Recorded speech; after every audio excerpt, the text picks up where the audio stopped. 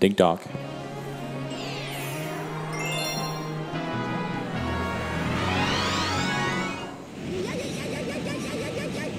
What's your thoughts on Mario Galaxy 2?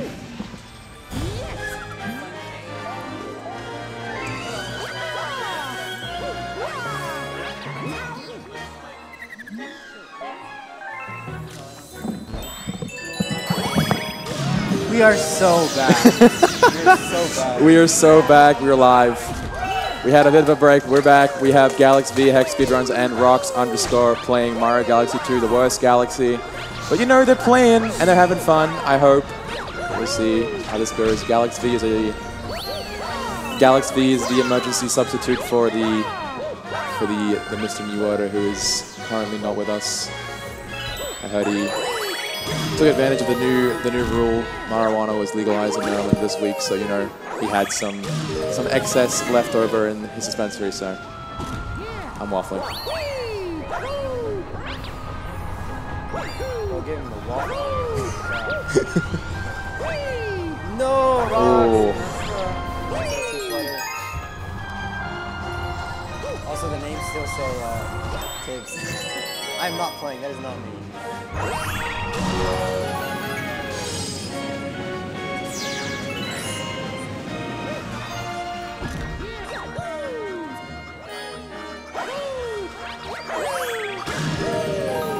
Oh, again, Rocks cannot get Yoshi-Star 2 flutter down. Oh, we got the checkpoint though. We're good.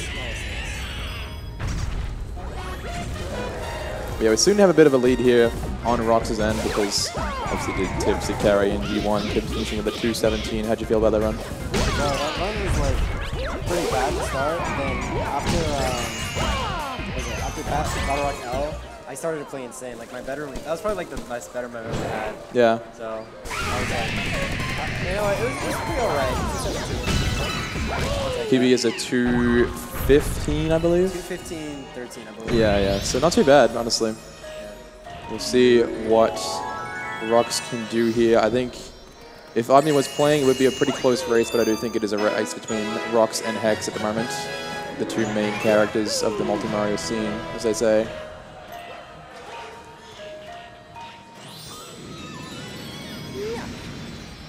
Galaxy just got to pull out a sub 3 to make it close. I'm sure Galaxy can sub 3.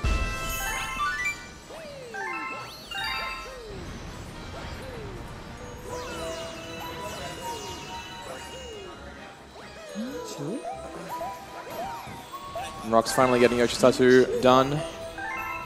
As Hex is in Sky Station 2. Galaxy the same. Yeah. I'm not sure how that headset works though. Alright, I don't know if you guys can hear me, but what's up? I don't know if it works. You'll have to ask. I don't know if that one works.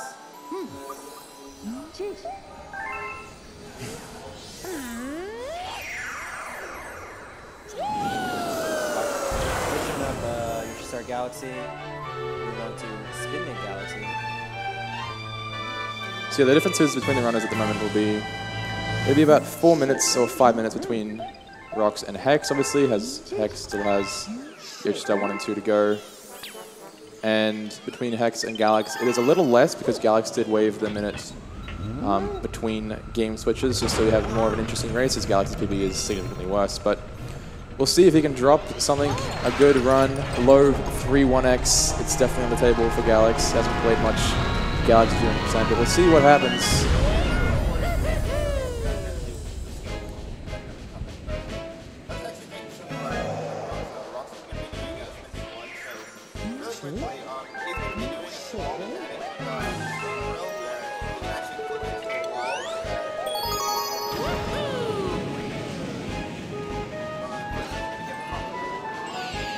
The thing with Galaxy 2 is that, honestly, it's anyone's race. This game is so punishing at times. There's definitely a lot of the mental side of it as well, in terms of just trying to stay ahead of your own mental game, because one mistake that can cost a minute is going to really just cascade into multiple minutes lost in multiple splits, especially in tough worlds like World 4, World 5, a lot of hard stars.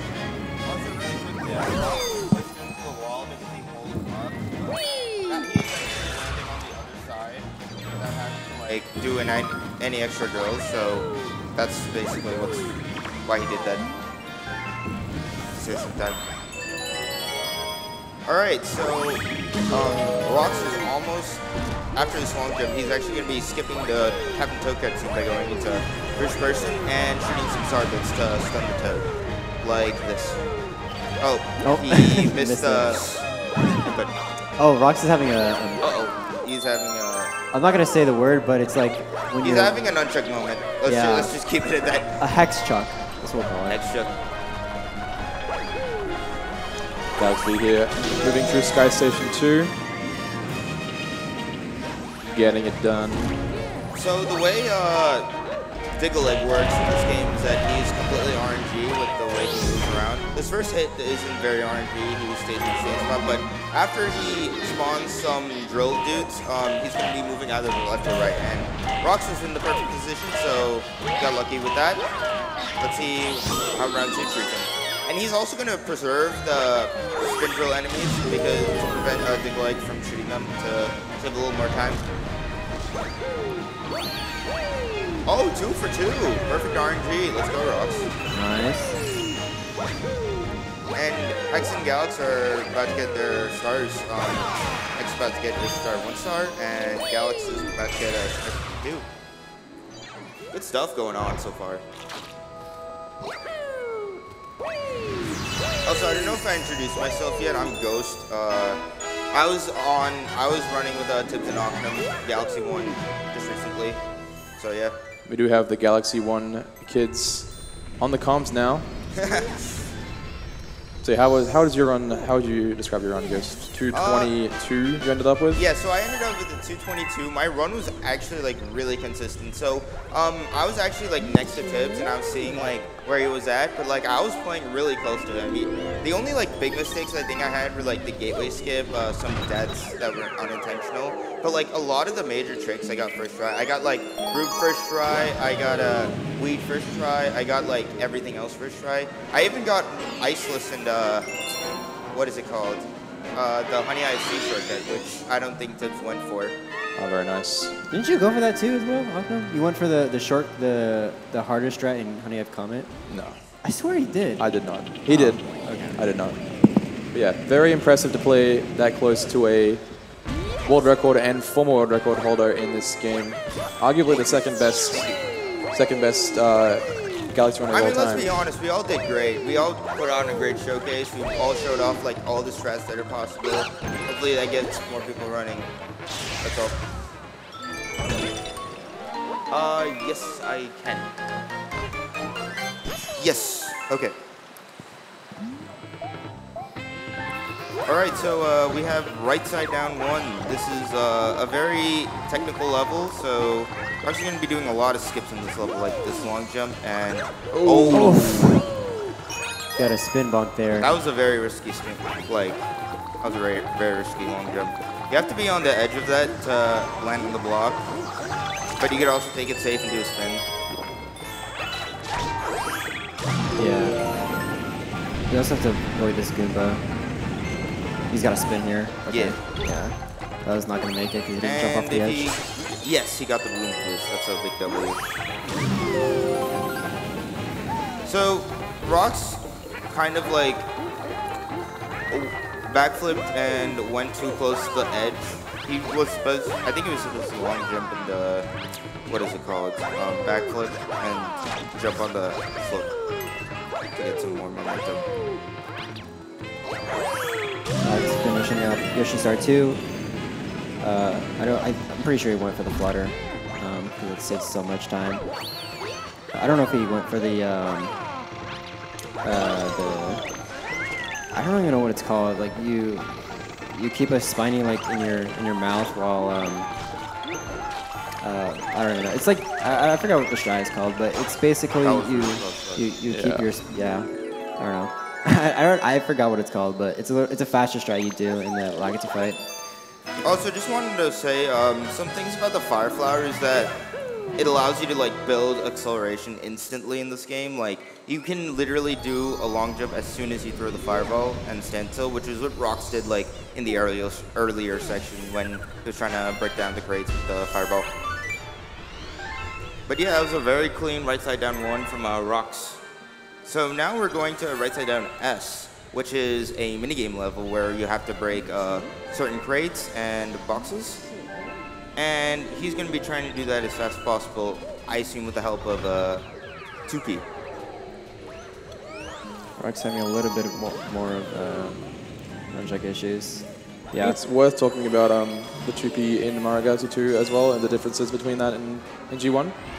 I think the biggest difference is the 2P jump is not available in this game as it was in Galaxy 1, and that limits your movement significantly compared to the first game.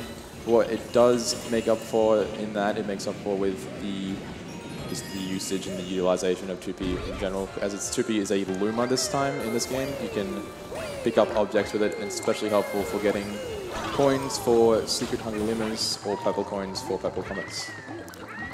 Alex, So, you going for Yoshi Star 2 flutter? This looks alright. Yeah, looks good. yeah, it just needs Dismounts. backflip. Yeah. Nice. So yeah, elaborating on Ocnum's advantages for 2P, you're going to see that mostly in 2 levels mainly, Chompworks 1 and what is it called? Sweet Mystery Comet, which is the purple coin. Those are 2 notable examples of 2P saving a lot of time. But there are also other minuscule spaces that it does save time, but it saves a lot of time in those levels. Around like, I'd guess like So 10. it's 8 in Chompworks Comet, Yeah. and probably like closer to 5 in Sweet Mystery. Yeah. Yeah. And in general, like, you have more control with 2P in this game, and since there's a lot of stuff that's uncontrollable, it's definitely useful to have 2P in this game. Yeah, the hard thing about 2-player in this game is that in some levels, like in Sweet Mystery Comet, you have to multitask.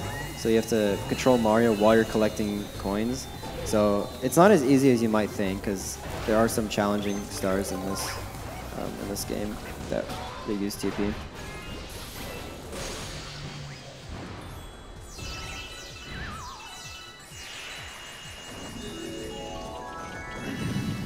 So Galaxy finishing up Yoshi Star 2, and Hex is about to finish up Spindig 1. Rox is going into Fluffy Bluff 1, I think. Yeah. This is going to be the introduction to, I believe, the Cloud power-ups. So Cloud power-ups in this game are pretty cool. You spin and you spawn a cloud, and they allow you to extend your height and reach some places. So there's some tech that's involved, like you can do a shake and then a long jump to get a really high speed boost, which is what Rox is going to be doing in the next level, which is Fluffy Bluff 1. But for now, he's going to be collecting coins. He needs to collect 100 coins in Fluffy Bluff S to trigger the Hungry Coin Luma to advance to the planet which has the star. It's very similar to Good Egg 2, which was done in Galaxy 1. Where you had to collect 100 stars and feed it to a Hungry Luma, but you're just feeding 100 coins in this scenario.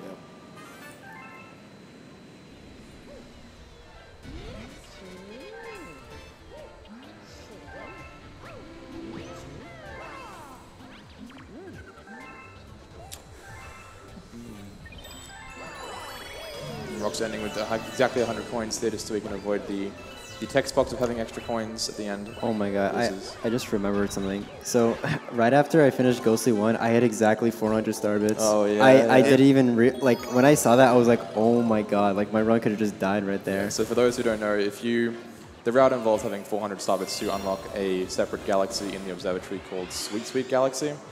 And you need 400 star bits collected throughout all the power stars to unlock it. If you don't have 400 star bits by the time you get there, you will need to re-enter a level and get another star to add to your star bit count. And essentially that ruins all hopes of your comet cycles being predictable, and you essentially need to route the entire game on the fly for the rest of the run, which would have been not very fun. Yeah, I have no idea what level I would have done.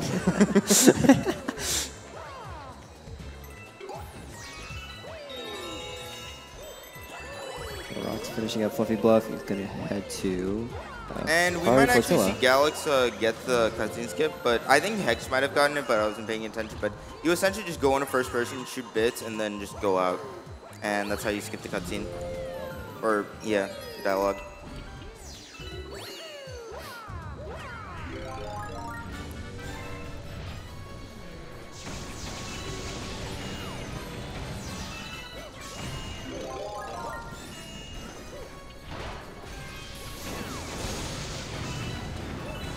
So I'm actually just gonna take the safe way of doing this and just throw the fireballs to break all the crates. It's very safe and it also prevents you from dying, which Rox could have easily done in that scenario. Also, some quick tech, Rox is doing something called a Cloud Boost Cancel, where you actually press Z right as soon as you spin the cloud. It helps a lot in some scenarios and allows you to get a lot more speed and height from clouds. You're going to see that a lot more in like later levels, but for now we're just going to be doing a lot of cloud boosts, long jump, etc., etc. Galax finishing up with Spin Dig 1, heading into the back end of World 1 here, on the right side down. We'll see how it goes. You know, all runners are still kind of on the similar-ish pace. I think Rox is a little bit behind with his run, as he took a couple deaths in Yoshi Star and in Spin Dig. So I think Hex might be gaining on him a little bit, but we will see how that pans out into the depths of the night and the run, I guess. Yeah, I think it's really awesome to see like how like how the runners in here like have varying skills. Like Rox, for example, he does all the fast strats. Hex is focused on consistency, so it's really great to see a variety of like runners trying to prioritize whatever they can. Yeah, we'll definitely see a lot of high-level strats from Rox, which I'm not sure he should be doing entirely, but you know, it is what it is. He likes doing the hard stuff, and we like seeing it. So we'll see how much of it he can pull off. This stage definitely has one of those harder strats. Getting a fast Gobble Gut is not easy. Let's see if he can pull it off.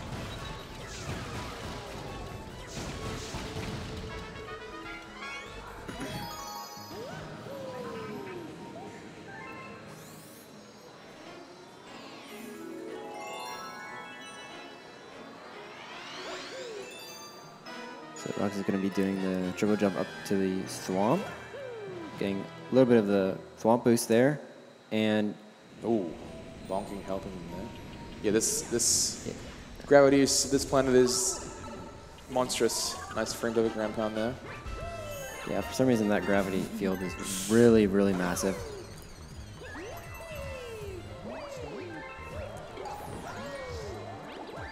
Galaxy gonna be doing that long jump. Oh, I think he could have made that without the spin, but it's good to play it safe.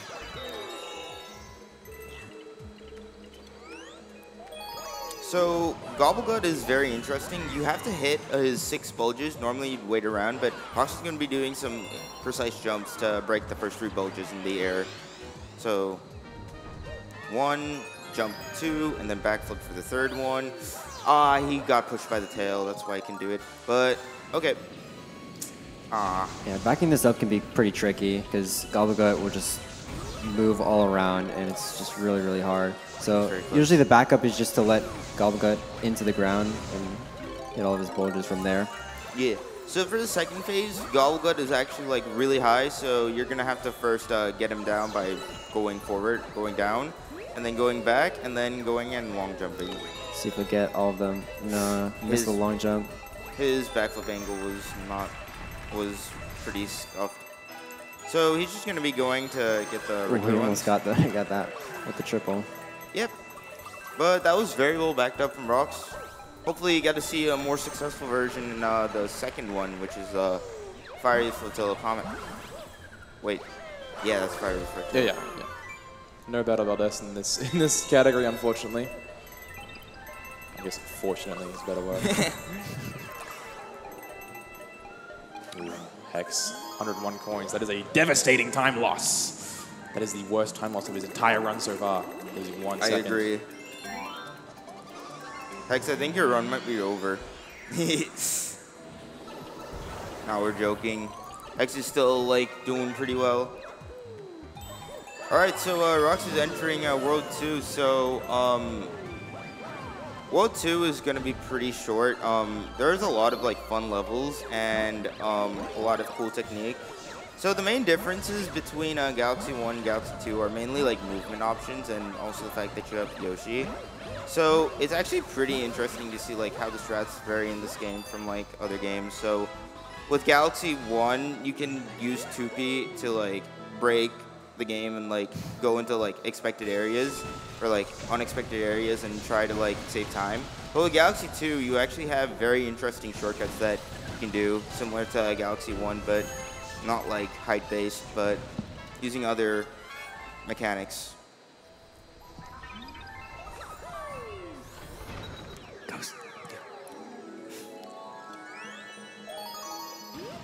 All right, cool.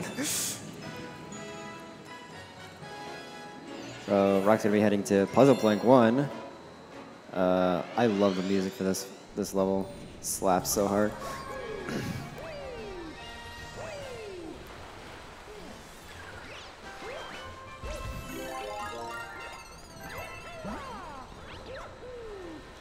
Hicks will be collecting. No, he already collected 100 coins. He's gonna be heading to Fluffy Bluff. 1, not secret. He already did secret. Something really important to note when you're doing those cloud long jumps is you want to long jump like just before the edge so that you get speed. If you long jump like near the edge, you're bound to lose speed. It's something that will definitely help, and that's why like people or like Hex tries to long jump pretty early. Mm-hmm. Something that's not very known about this game is that the reason why you long jump so far, like over like large distances with like void, it's because it's called void speed, or yeah, it's called void speed. Yep. So if you're like over like an edge with nothing there, you'll for some reason gain a bunch of speed over it. It's kind of interesting. I think it's also applies to Galaxy 1, but it's not as utilized there.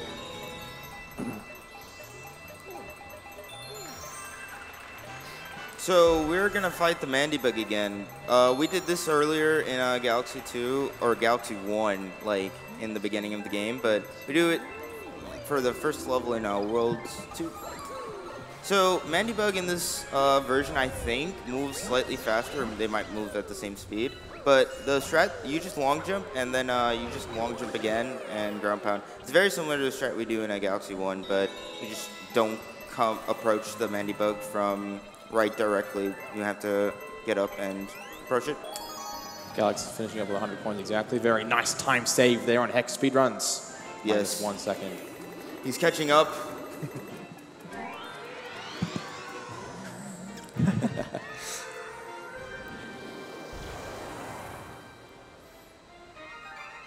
And we'll see how Hex goes here with Fiery Floatia. See if we can hit the double fast phases, all 6, without having the dig into the ground. Yeah, but I think like later in World 3, we can see like the runners becoming close, because definitely like World 1 and World 2 are definitely like beginning levels, so it's definitely like something that shouldn't be underestimated. Yeah. So Rock's heading into Hightail Falls now. This is the second level featuring Yoshi. See how he introduces, the game introduces the Dash Pepper, which is where you run as fast as physically possible with Yoshi. We're actually going to do slopes and stuff. If you actually have seen Sonic games, I know there's a Sonic Adventure 2 LTA recently. Shouts to everyone that was participating. But yeah, we're going to be doing some Sonic physics, like jumping up walls at very high speeds with the Dash Pepper. So we're actually going to be doing that at the end of the level, but for now, we're just going to be seeing him manage the Dash Pepper to go as fast as possible with the Yoshi.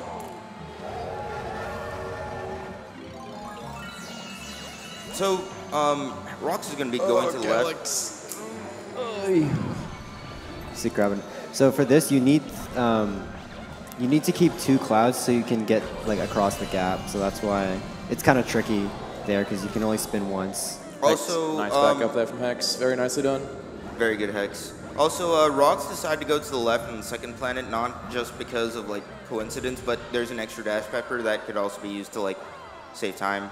But yeah, he's going to be doing a quick flutter to that area with the Dash Pepper because he needs to get the Comet Medal. He could easily like just skip to the end, but we need the Comet Medal right now. But yeah, he's going to be doing a backflip, and perfect. Very good rocks. Nicely done. That track is so funny to do. It's really easy too. Like you just have to, as soon as Yoshi goes up or like starts going up, you just backflip and hold up. It's perfect. Also, we got the nice cloud suit for Galaxy's Mario. Very cool.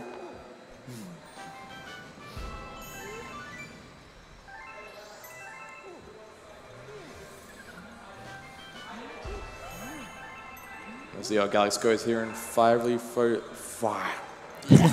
Speaking is hard when you've been playing Galaxy for 2 hours of your life already, but let's see how Galaxy goes with Fiery Floatia. There we go. We got there in the end. So Rox is entering Cosmic Cove 1, so he's actually going to be getting both stars, but he's actually going to be activating the launch tower to the secret planets first, instead of actually doing it simultaneously, because on the way you can collect coins to help get the Hungry Luma. So it saves time in that sense. So he's going to be collecting 15 coins, and the way he's doing that is in the air, but if you actually shoot those blue enemies and shine the Koopa Shell light on it, you're bound to always get coins. So if you shine them before you shoot a star bit at them, you get the star bits, but if you shoot a star bit and then shine a light at them, as Rox did, you get a coin. It's a really weird mechanic. Yeah.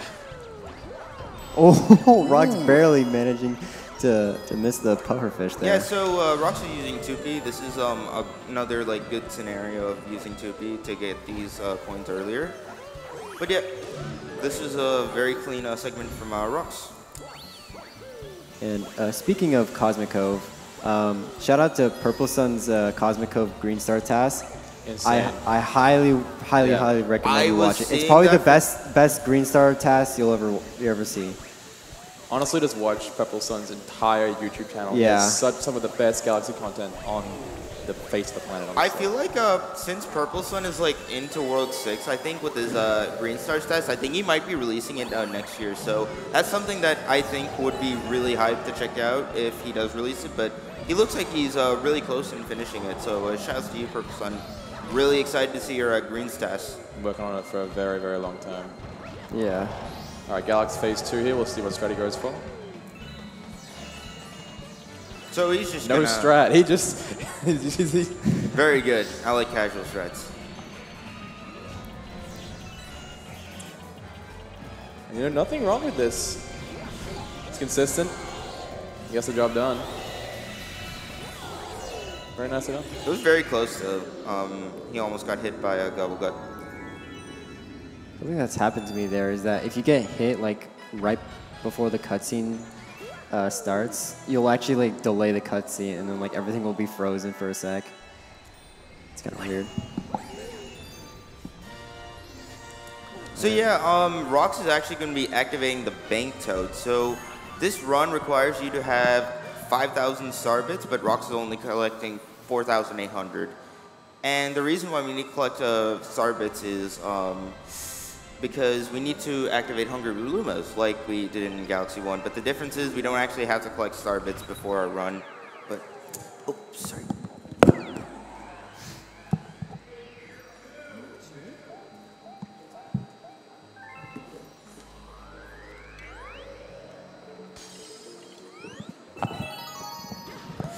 But yeah, so as I was saying, getting Starbits in this game is pretty easy because of the Bank Toad feature. You get to just transport Starbits, and thankfully it's allowed in these categories, so we can collect them, and yeah, it's a very useful time save. So Rox has just entered Cosmic Cove S, and he doesn't have to worry about getting coins. All he has to do right now is he's just getting concerned with getting Starbits, because we're going to be doing another Bunny Star. So in Galaxy 1, the way the bunnies work is if you actually shoot them at a specific direction, they shoot back at you. But in this game, you just have to shoot as many Starbits as you can to stun the bunny. But Rox actually collects like 9 Starbits, so I assume he's going to shoot the Starbits and then have the bunny run into him. So it looks something like this really quickly. Yeah, the bunnies don't get bounced back here. They just get stunned in one place. Yes. Makes it a little easier. You can also take the safe route and just collect like a bunch of Starbits, like 15 Starbits, and then just shoot the bunny and then collect it like that. That's what I've done for a long time, and I've never failed it ever since. Heck's gonna be doing the what's this galaxy called? Hytale Falls Galaxy Flutter. This flutter is pretty easy to do. You don't even have to infinite flutter actually. You can just flutter normally. And grabbing the common medal, and then he's gonna be doing the backflip strat here, the funny strat. Boom.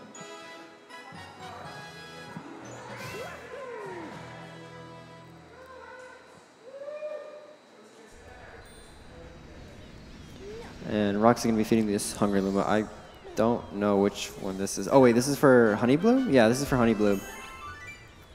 So Honeybloom has a really fast star. The secret star is like probably one of the fastest like normal stars in the game. It's like the good egg L for SMG2. Although not as fast. Ooh, Galaxy got the double pound there. Sometimes you'll get like 2 ground pounds on the plank.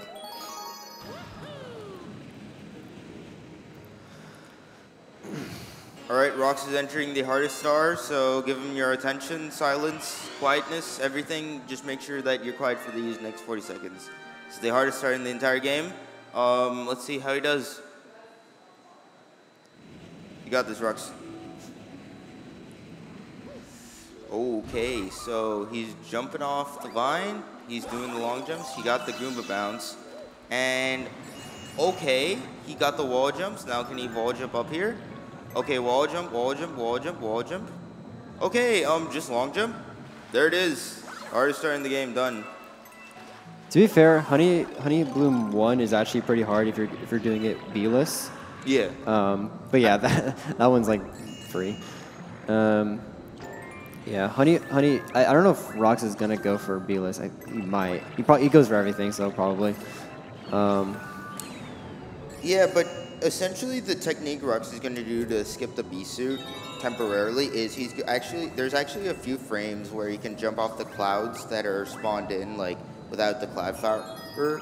So he's actually going to be timing those jumps very precisely. And hopefully we see that. I know that I've had trouble with this because I use a Wii Motion Plus remote and it's definitely like, it doesn't feel right to use, but I think with Rox's Wii remote he might be able to get consistently. Yep.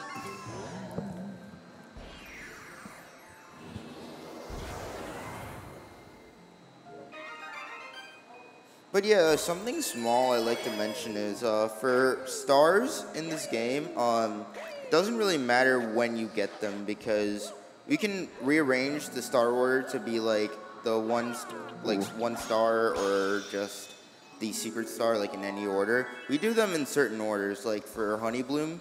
But yeah, this is how Rox is gonna do it. He's doing the safer B-less. And very good Rox. Nice. Nice job, Rox. So now he's going to get the B suit, but the B suit is pretty slow, so he's going to lose it by doing a damage boost later on. But something to note about is for Galaxy 1, we actually do route our stars very precisely because we don't want to get the secret stars. Like, we want to delay them as soon as possible because I feel like, because I remember that every time you get a secret star, you load an extra star, which loses like about a few frames, so we try to route around that. So yeah, so the reason is because if you do a star like out of order, so let's say you do Freeze Flame 1 and then Freeze Flame S. Yeah. You'll always have the Freeze Flame S star always pop up on the menu, and that loses about I think 0.25 seconds every time. Yeah. So you want to have it. You want to do it like at the very end. It's a big time loss, so we try to be careful around that. Well, it's not super big, but it does add up if you keep doing that throughout the entire run. But yeah, Rox is about to finish Honeybloom 1. This is actually very good, so props to you, Rox. You did great. So now he's going to the Bowser level, which is Bowser 1. I forget the name of this level. Is it Lava Lair Party? I think. Oh boy. I think it's Lava Lair. I don't know. I think the party is in the star name. That's not the galaxy name though. It's like Bowser's Big Bad Party or something. Yeah, Bowser's Big Fat Party. He's hosting a party.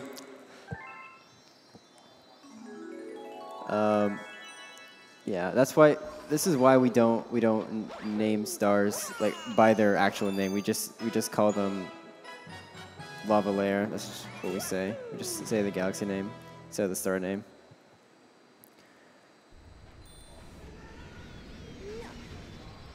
So yeah, the reason why Galaxy is going out of his way to collect coins is because I think we need at least 15 coins to feed the Hungry Luma for Cosmic Cove Secret. So that's why he's going out of his way to collect these coins. And you saw that earlier with Rox and Hex. So Rox is actually going to be doing a little skip here. So usually there's a Magic Cupid that spawns here, and you would kill her. And that would spawn a Polestar. But you can just skip it by just doing a long jump here. You can also skip that spring too. You don't need it. So the next section is going to be very interesting. So Rox is going to collect his life up, and even though it spawns a text box, that's actually, it still like makes up for the time save we're actually going to be doing. So Rox is going to try and maintain the 6-up mushroom and try to stay greater than at least 4 health. Because if he lowers it, then he's not going to be able to do the time save later. So he's going to be doing some precise wall jumps. Getting the 1-up, that'll definitely help you, Rox. Yeah, so he's going to be jumping twice, damage boosting twice, and turning his camera so that, he's probably just, he's going to take the safe route. So he's just going to go under these thwomps to get the comet medal. There's actually a small strategy you can do that's pretty simple. It's a stored lava jump, triple jump, where you do a double jump, you go into the lava, and then you do a triple jump. That's one of the useful techs, but here's the main time save. So normally you're supposed to go around and ride some roller coasters, but Rox is just going to skip all of that by doing some precise long jumps and damage boost. So he's going to be spinning, he's going to be damage boosting twice, landing on the Bowser statue, boosting once, long jumping on the Bowser statue. Oh, he got a slow. Oh, Ayo. Oh my God, dude. Good save, though. You almost good got save. Galaxy-tude. This game is just real. That's another benefit of 2P. You get that extra coin. If you were with 1P though, you would have been screwed. But something that we need to talk about SMG2 is it's infamous for its slopes. You will literally get sloped on a spherical planet. Like I don't know if you might have seen this clip where Jay was on a spherical planet and he just got a slope on it. Yeah, this game you can literally get sloped off anything in this game, so that's why it's just horrible. Sometimes.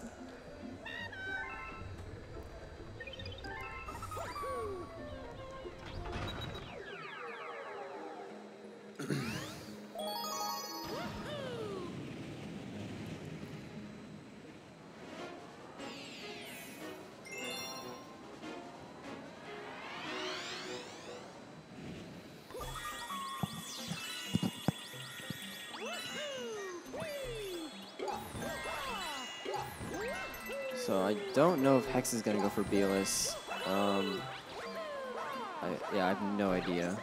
I think Hex is just gonna take the B, but that's also very safe. Oh, yeah, wait. he's going to get the B here. He just does that long jump. So he apparently cannot stun the enemy there, but he can definitely just go all over it. Yeah, he can stun this guy maybe. Actually, he doesn't need to. Yeah, you just shoot a star, but that also stuns them.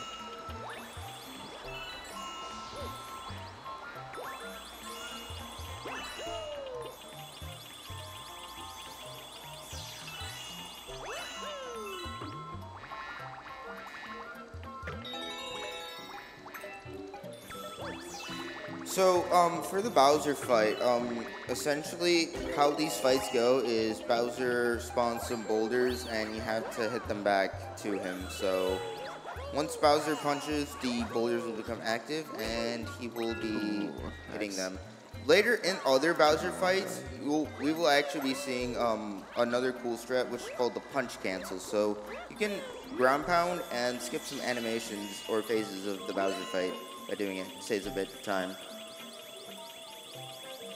But yeah, this is World 2 from Rox. So World 3 is where the pace starts really picking up. Pun intended. Yeah, pun intended. But yeah, World 3 is very fast paced. It's like you have one level that's like very infinite, that has a very fast cycle. You have 2 levels that have really cool techniques. You have Yoshi again that appears later. You have Sky Station 1, you experience like the comets, and you experience the last level which has Yoshi, which is really broken. So, be excited for World 3. There's a lot to come. Yoshi's just everywhere, so World 3 is going to be insanely broken. So, just prepare yourselves, I guess. Oh yeah, I don't even think we talked about this, but you can infinite flutter with Yoshi. Yeah, I think we kind of mentioned that, but we didn't really explain how it works. So to do an infinite flutter, you have to hold A to flutter, and then you have to like crouch at a specific moment, then press A like after you're uncrouching, and Yoshi will flutter immediately after. So.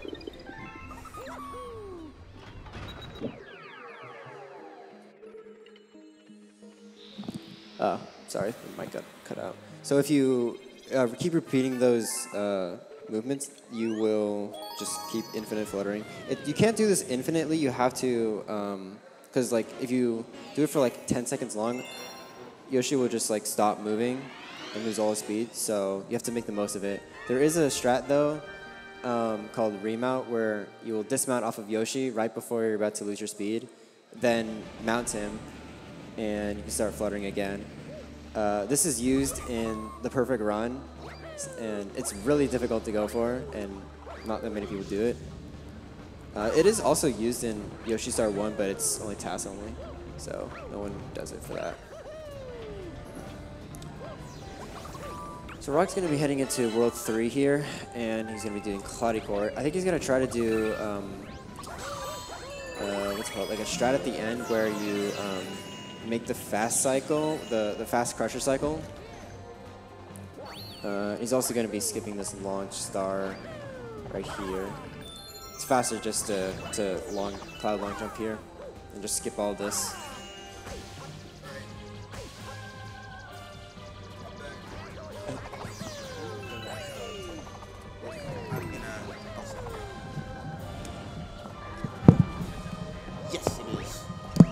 Okay, I'm back. I just went out. I don't know what happened. I think the mic got unmuted for one of them.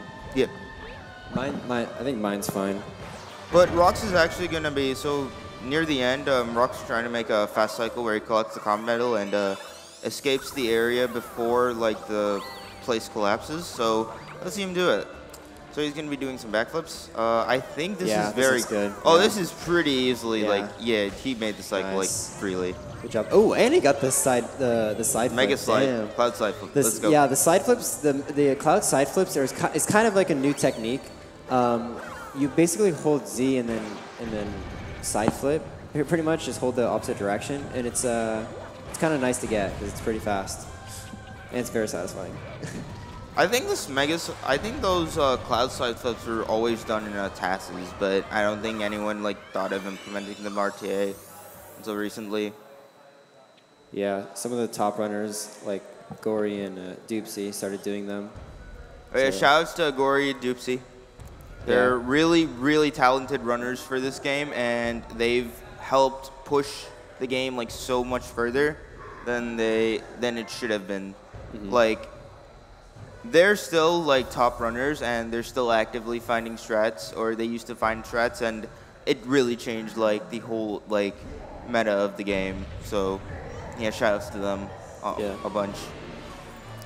Okay. Oh boy, look at this Galaxy. So this is Freezy Flake Galaxy. Okay, he's not on the right star, but in Freezy Flake 2, there's a power up called the Rock Mushroom, and there's a little funny glitch you can do with it, where you can infinitely jump with it if you tap it at the like right pace, and it's really weird. You can't spam it, but you have to like, it's like a pattern. I don't think Rox is gonna go for it, but the annoying part about rock jumps is that they're very inconsistent and very hard to do. But you can actually use it in Freezy Flake 2 to go all the way from the starting planet to the boss planet where I don't even know what his name is. Serbeti? Yeah, Serbeti. Serbeti is, and yeah, that saves like I think like about 45 seconds. So Yes. it's a big deal. I think Jay is like the only one who does the route and got record with the route. So shouts to Jay. I think Doopsy, she did do Yeah. I think she did do the skip as well, but I mean it wasn't for a while, I think. A lot of people still don't go for the skip. I know Hardcore Gaming, shouts to Hardcore. He's like a very talented Galaxy runner. I know that in his recent PB, which was like about a few seconds off record, he didn't go for the Sorbetti route, which shows like how much good movement can save over time. And also a shout outs to Jay's record, which was done live at GDQ in front of like, I don't know how many people, like thousands of people. 75,000, I'm pretty sure. Yeah, that was insane. Yeah. That is probably one of the best Galaxy moments of all time. I think it was the best GDQ moments of all time. Like, Yeah. world record in a Mario game, like after like, how long? Yeah, getting a good run in a game in a marathon is huge by itself, but a world record even is Yeah. insane. Especially for the fact that Galaxy 2 is such an incredibly hard speed game with all the strats that are in. Yeah, Galaxy 2 is like Galaxy 2 90% is arguably one of the hardest like Galaxy records to get. Oh, 100%, So- 100%. It just makes it that much more impressive. Galaxy's having a little bit of trouble. Now he gets the common medal. Oh, he almost got slapped. He could have That's actually close. gotten like a really cool speed boost if he long jumped a little later, but yeah. So Rox just completed a Freezy Flake S, which was where he collected points to get some things, and now he's going to Freezy Flake 1. So he's going to be trying his best to do this section as fast as possible by preserving the Fire Flower to make a cycle here at the end that will save a bunch of time if he can get it. Oh, Galaxy you're getting sloped. Will he get it? He's doing the. Oh, he got perfect. sloped again. He got it. That's a little bit of an easier way to do that. I think it's a bit safer because. That's the backup if you lose your life up mushroom. Oh yeah. Also, Galaxy is not. I don't think he's using 2P, so. Using a little bit of time. So you might be wondering why Rox long jumped on that box and then like long jumped in through the fireball. It is possible to bounce the fireball to hit the Bowser statue a little earlier. So that's the technique that Rox is doing, and it saves a lot of time. Yeah. So we have a very spooky level at this late at night, Haunty Halls Galaxy. So Haunty Halls has Yoshi near the end of the level, and if you haven't got the hit yet, you already know what we're gonna do. Hex. Hex! Oh no, he was too far to the. I think he was too far to the left. And If he had a better angle, he could have just wall jumped off the drum and easily got it. Yeah, he also didn't get the cloud boost, so I think that screwed him over. Yeah, now he got the cloud boost. Yeah, I think it was that one he missed. Yes. That one he didn't get, but he's good now. So yeah, Rox is going to be making a fast cycle here at the beginning where there will be platforms that will spawn on the second planet, so he's going to be attempting to get those.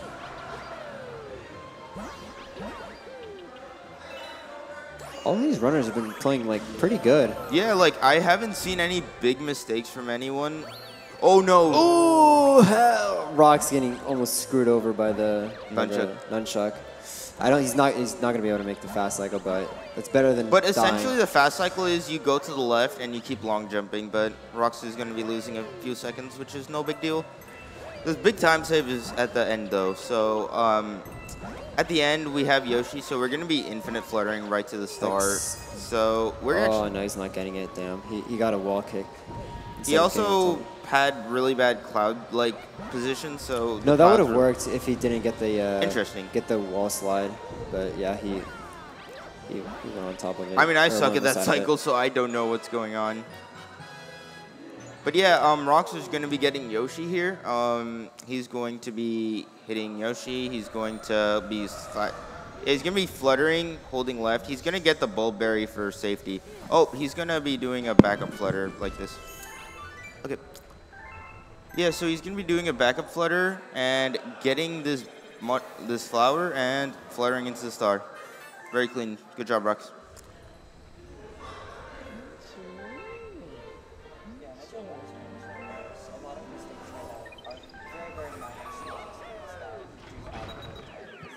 Really brutal with. This game is really brutal about small mistakes really adding up very quick. Oh, for sure. If you like if you miss that cycle that a Rox did in a Freeze Fake 1, you lose like around 10-20 seconds off your goal. Then everyone like nowadays like just plays really close to Saab, especially in Galaxy 2. So one small mistake can really like make you feel demotivated to runs.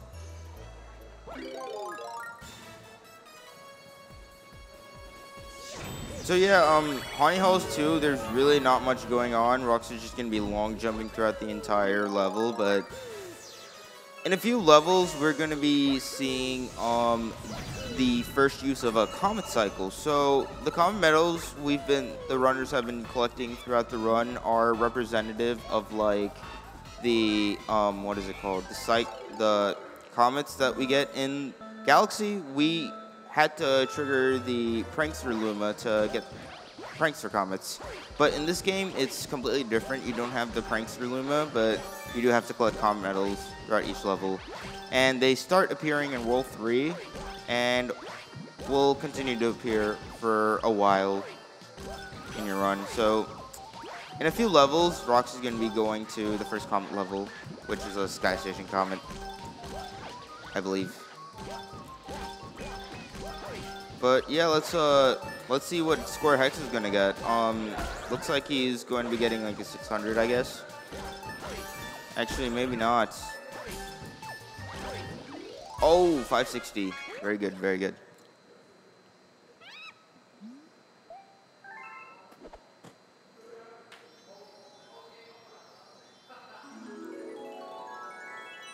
So Galaxy is doing a safer way of doing those long jumps by going on to those. I think it's the, I don't know the instrument name, but it's a cymbal, I believe. He goes on to the cymbal and long jumps off that. But yeah, so this is the first Prankster Comet that is appearing right now for our Rox. But yeah, those are gonna appear throughout the run, and they're pretty fast stars. So we're gonna try and utilize them to save time.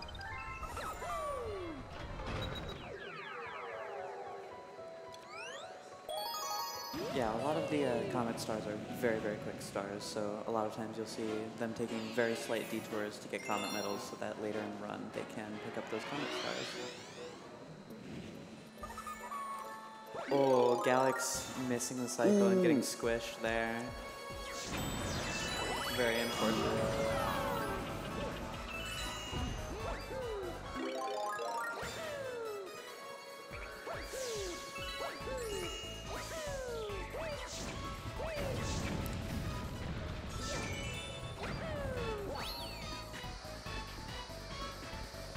So Rox is going to be entering Beat Block 1. So this level is actually pretty cool. So, oh, Hex just missed the fast cycle. So he's going to be getting 2 air flowers, which will lose a bit of time. And Galax is, oh no.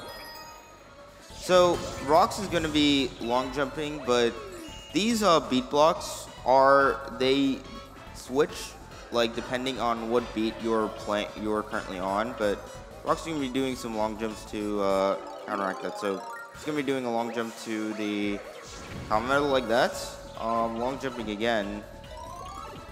Ooh, having to do the spin again. But yeah, the ending cycle, it's going to be going on here. He's going to be getting the stars like that. And everything else is pretty much self-explanatory, so. Yeah, and during this level, the block switching is actually synchronized with the music. And so you can see that along with the, you can't hear it right now, but along with the clicking of the music, you can actually hear the block switching in time. So it's pretty predictable for when you have to long jump or switch blocks. It's very reactionary of a level.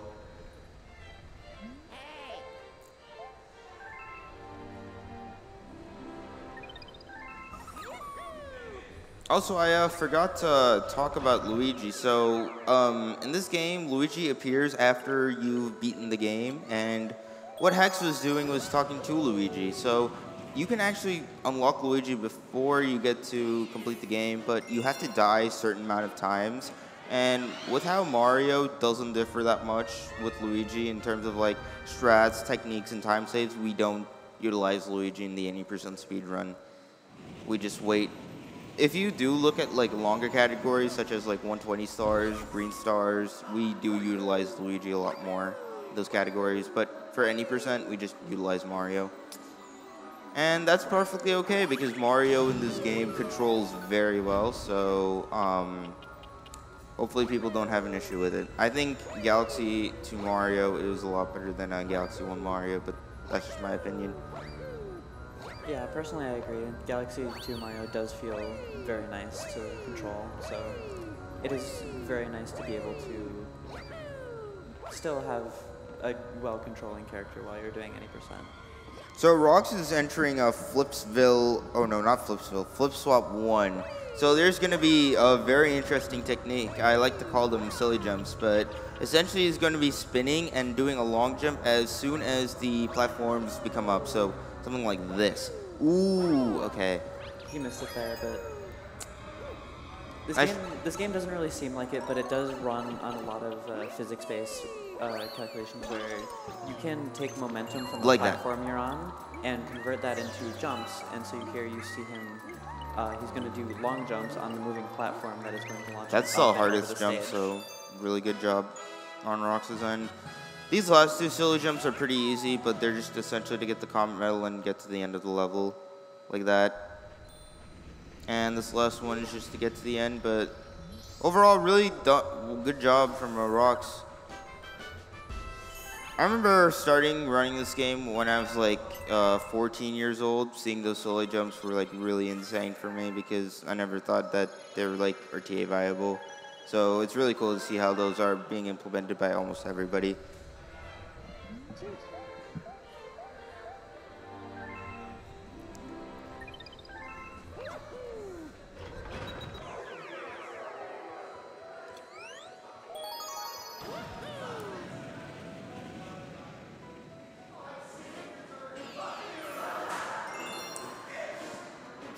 Oh no.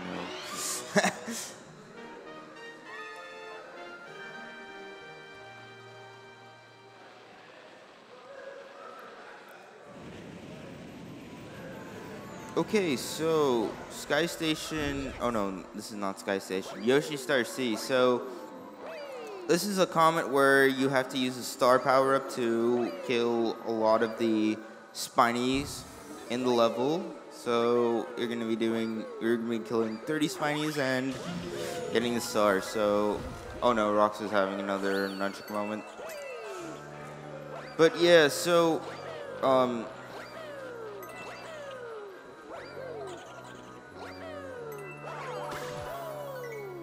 So Rox is going to be getting the star, and he's going to be mostly running with the star and trying to do jumps. If he tries to do any other movement like long jumping, he's going to lose speed because you do build up speed every time you run with the star like that. And for sections like that, this is very useful.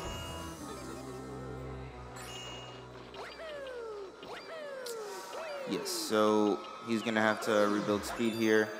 He's going to also make sure to turn the camera at the end because since you're killing these Spinies so fast, they can appear off screen and it'll take a while for them to register. Like that. But overall, that was a very clean level from Rox.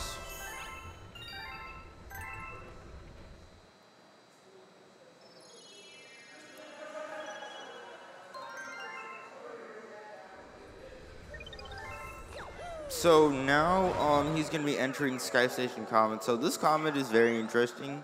I've said that like thousands of times, but we are actually going to be, it's a timer challenge comet. So you're given like 30 seconds and you have to collect small timer clocks that increase your time. So Rox is going to be trying to collect as minimal of them as possible or the ones that are easily in his way with acknowledgement of still going fast. But he should be perfectly fine. I've never seen him lose time to that.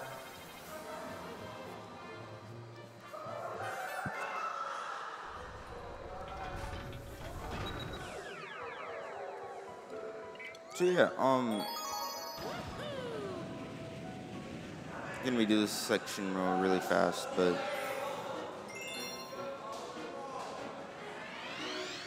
so he's gonna be long jumping here, get that clock, and then long jumping. He might be able to make this platform. Yeah, he's gonna double jumping, getting that clock, and getting back to the star, so that he has extra time for the PB Piranha fight. The PB Piranha fight is the same exact as the fight in Sky Station 1. It's just a little more tight because you have to make sure that you kill him in the certain time slot allotted. But Rocks are just going to get the clocks and he'll be fine. I don't know if it's been mentioned in the run, but if you actually do shoot a starbid, like the moment you hit Pee-wee Piranha, you actually do soft lock the game. It's just PD Piranha doesn't like go to his second phase and just stands there.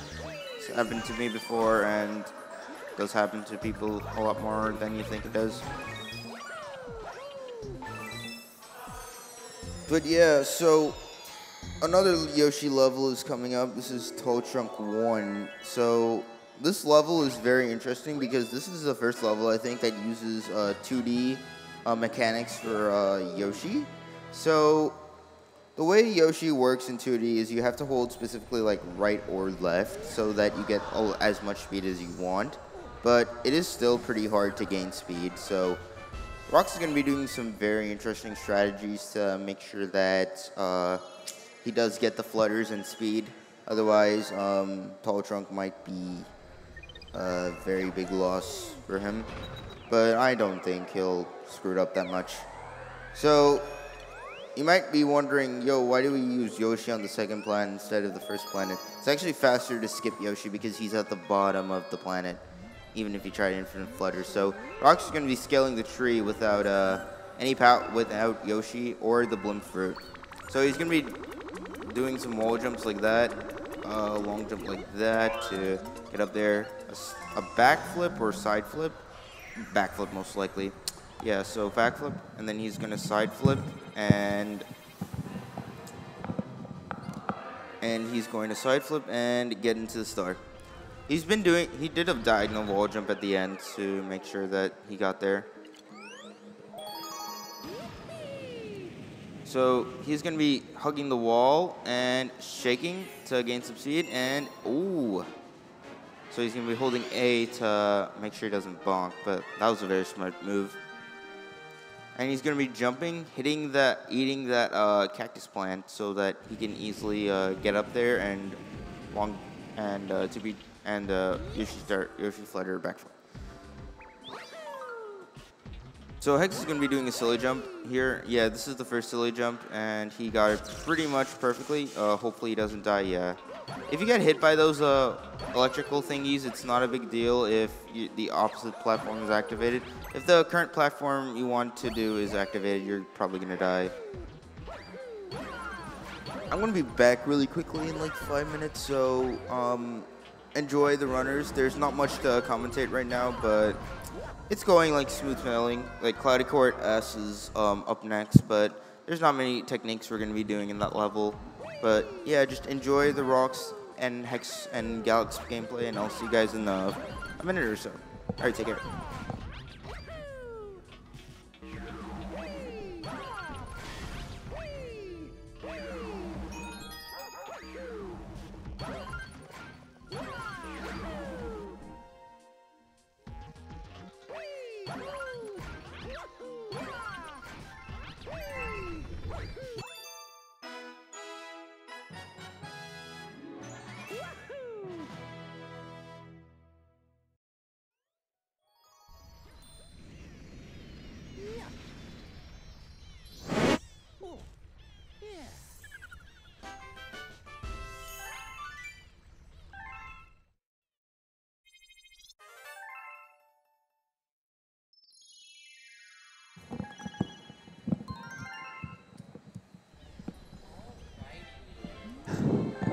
Alrighty, where are we? Cloudy Court. That is true. Cloudy Court C. Rocks is chilling so hard right now in Cloudy Court C. This level isn't particularly hard. They add cosmic clones to like try and make it difficult, but Yeah. And at the bottom left, we're going to be seeing Galax going into B block. One of the few levels that's really, really cycle-based, and you can get well, not one of them. Really, really cycle-based, interesting movement based on what cycle you end up getting. So we'll see how cleanly he's able to get through this. yeah, there's a few different cycles to go for. It looks like this is the safer cycle, which honestly is probably a good choice because the other one is really hard. And doing really hard things in this run is usually pretty punishing. Yeah, so. Galaxy 2, unlike Galaxy 1, this has probably been mentioned, but you do not get automatic checkpoints. So Yeah. it's very, very punishing to fail. And Two in players- general, there's just less checkpoints. So generally, if you're making mistakes in this run, it's costing like at least a minute most of the time if it's a death. So you want to be pretty careful. But, Rock's missing. Oh, there we go. There's an off-screen Spiny for Hex and the Rainbow Romp up there. Common theme of Mario games is if it is not on screen, it does not exist. Yeah, that star actually, if you kill the last Spiny and then turn the camera away from where it died, the star actually won't spawn. That's exactly what just happened. Yeah. So, very important to turn the camera to make sure you don't run out of time there. Let's see. Ooh, let's go Rocks. Rock's going into Fearsome Fleet. This is... Yeah, there's a very, very big flutter and very important one coming up pretty shortly. Yeah. So let's definitely keep an eye on Rocks' screen. Hopefully he can get it relatively quickly. Starting off strong with an FPJ, frame perfect jump. saving about a second. I like to think of Fearsome Fleet as like the culmination of World 3's sort of Yoshi Gauntlet, where you get an incredibly difficult flutter. Here, Rock's going for the slightly safer version, not landing up on the meteor, but it's not really that much slower. And let's see here. Getting the checkpoint now, setting up for question. That looks like a good angle. Oh, beautiful. Grabbing the comet medal in the middle of the air. Now going to go underneath this little orb thing. And above. Oh, that was perfect. beautiful. Let's go, Rocks. First try. Oh.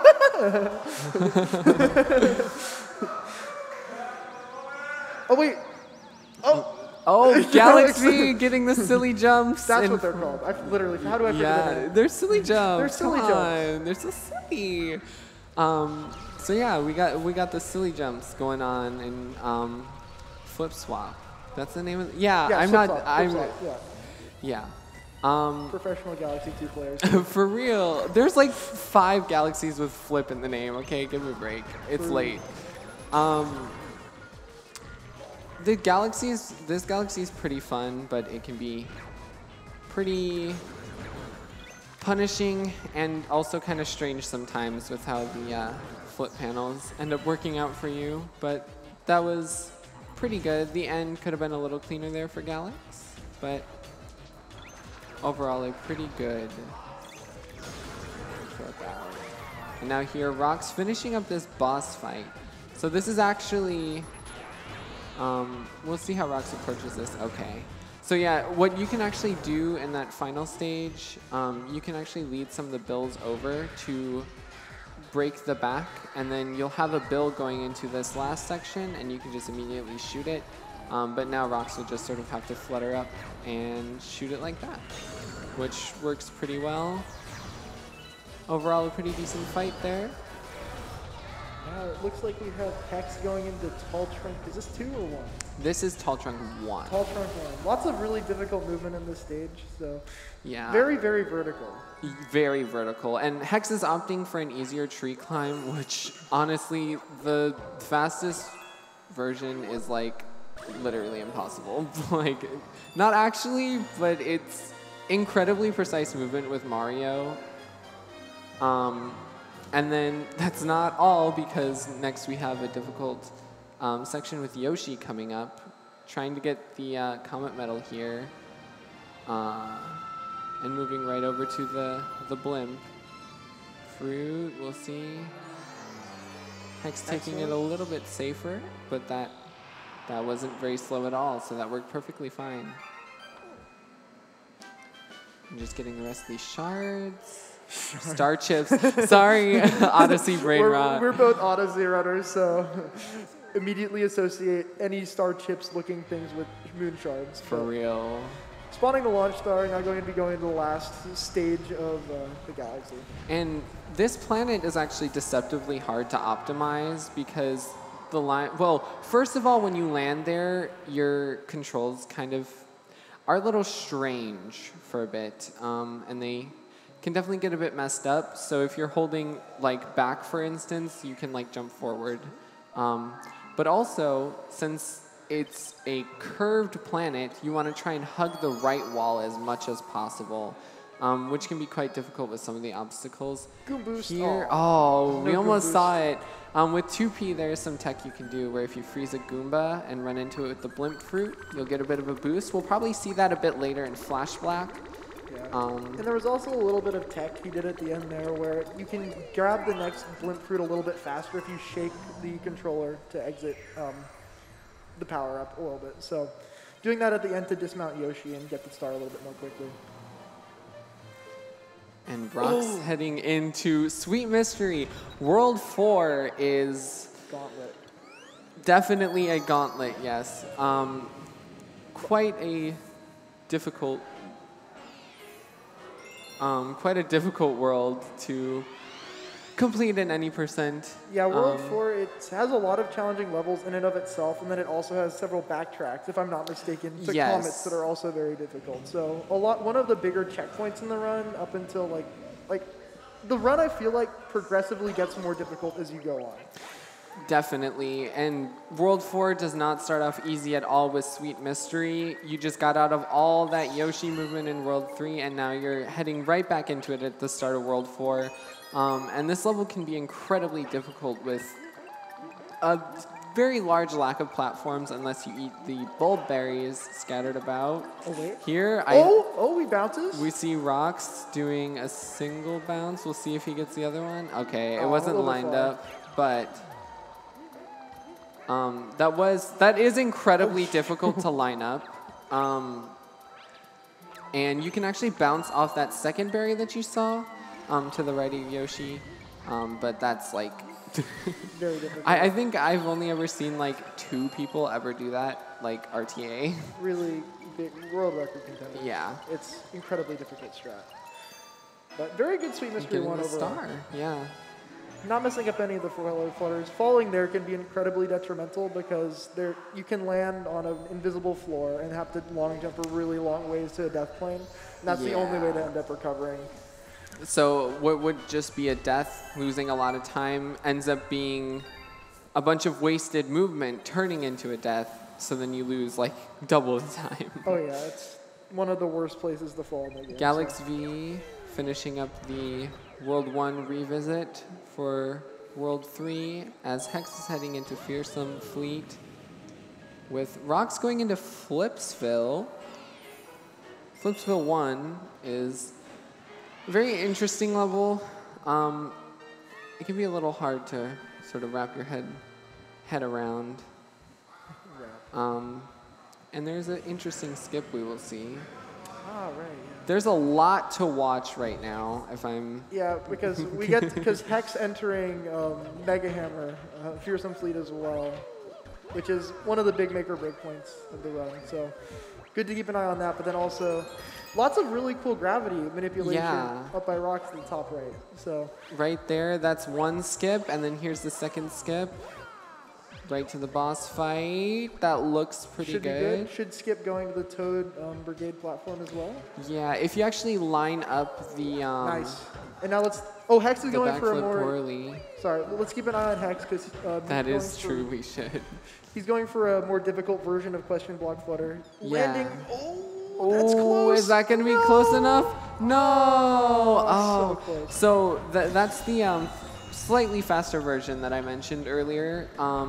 The reason why it's so difficult is when you're fluttering with Yoshi, you can't really go backwards once you pick a direction. So it can be incredibly punishing if you get a bad angle and you essentially have to take a death if you're too far in front of the block. Behind it isn't as bad, as you can flutter forward indefinitely, just not very quickly. But once you sort of run out of speed and you're ahead of it, then you just kind of don't have any any choice but to take Galax it down. suffering from the exact same thing at the bottom left of the screen, unfortunately. Yeah. Remounting Yoshi midair. That was interesting.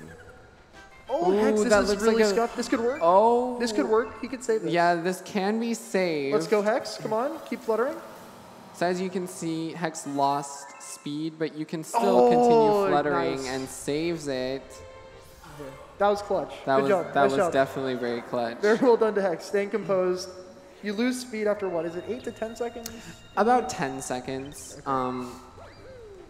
And That trick maximizes the amount of speed that you can have because you need to Pretty go all the much, way from yeah. the question block all the way under. it Grab can the be comet very medal. easy to dismount just too late and you lose all your speed.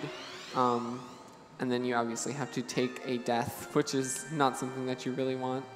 We'll see here if Hex goes for the fast fight here. Ooh, missing a shot, unfortunately. That can be a little hard to line up. That's a surprisingly precise angle to get that second shot off in a timely manner. And you need to do it in rapid succession from the first one. But Definitely. It's difficult because you have to try and get an angle that doesn't hit the hammer, yeah. which can be a bit awkward if you're trying to go fast because there is quite a bit to think about and focus on in this level. Oh, we see here Hex trailing the bullet bills. So this is kind of what I talked about. You can get 2 shots on the back and then flutter up. Once he's done with this flutter, he can immediately shoot the top bubble. Yeah, it actually saves the state that you're in the air between the phases. But one thing that can happen, sometimes the bill will just disappear between the phases. I'm not quite sure why that happens, and I don't remember if that was ever sort of discovered, but sometimes that will be a product of doing that strat.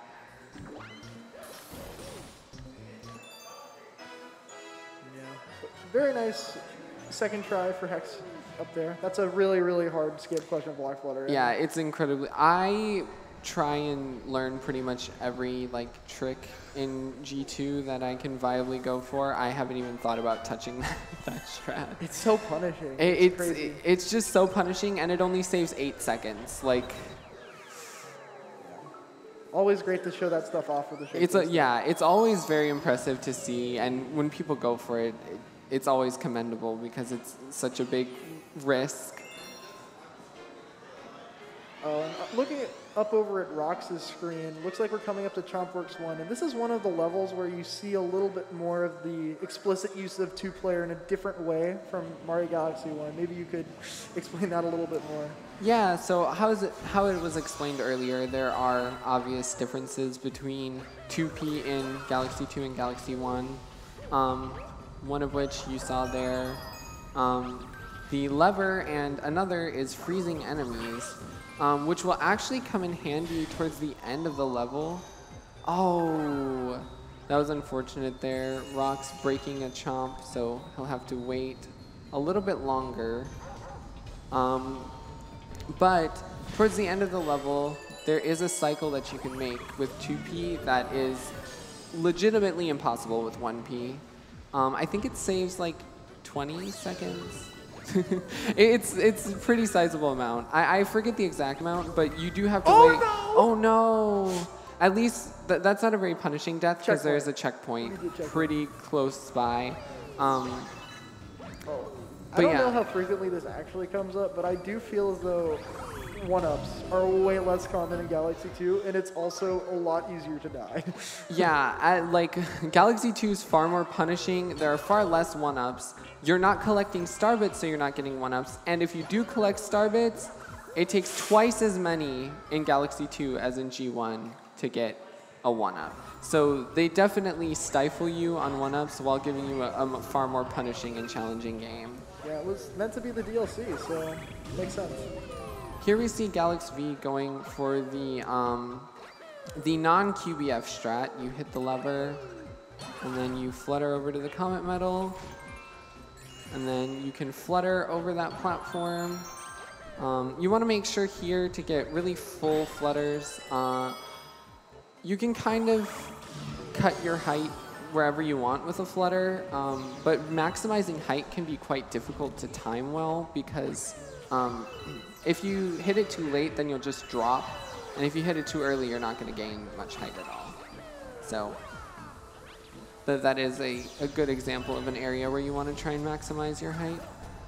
And there we saw Rox again freezing the Golden Chomp here, which normally you would have to wait for. Freeze it. Oh, turning off 2P. Yeah, Rox actually doesn't. Some players will play with the 2P remote attached to their 1P Wiimote the whole time.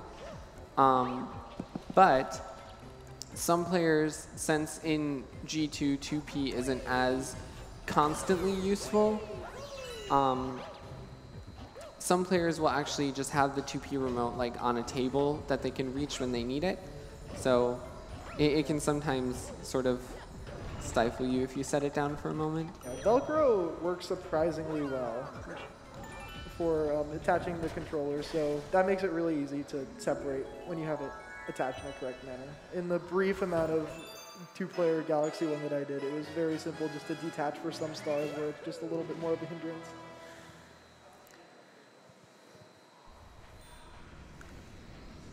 But, ooh, looks like we got Hex going into Flipsville.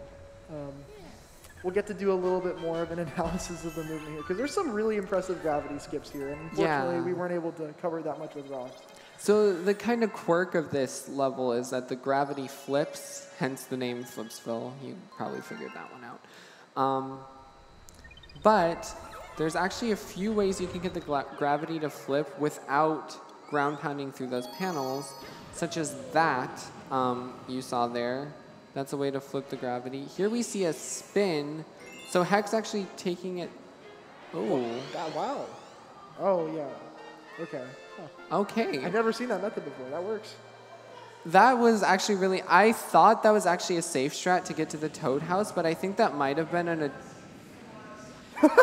yeah, okay, yeah. Getting confirmation from Hex, it was a safe strat to get to the Toad Brigade, and then but it failed. It failed. And saved time. Let's go. Yeah. So yeah, you can actually set up the skip so that you land at the Toad House, which is slightly slower, but it is a lot safer and easier.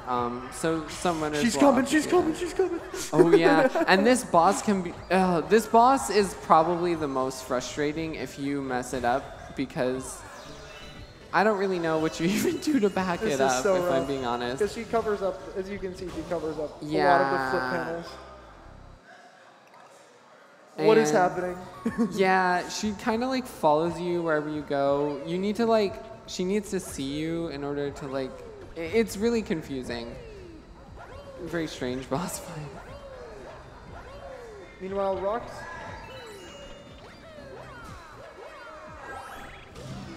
Oh, I thought Hex just died. Okay. Oh, meanwhile, okay. Looking at Rox's screen, he's going for a pretty cycle-based section. I wasn't sure how the rest of the level went, but we'll see what cycle he's able to get here. Yeah, here's a display of the Spring Mushroom, which is The best power-up in everyone's the game. favorite. Yes. Everyone loves the Spring Mushroom.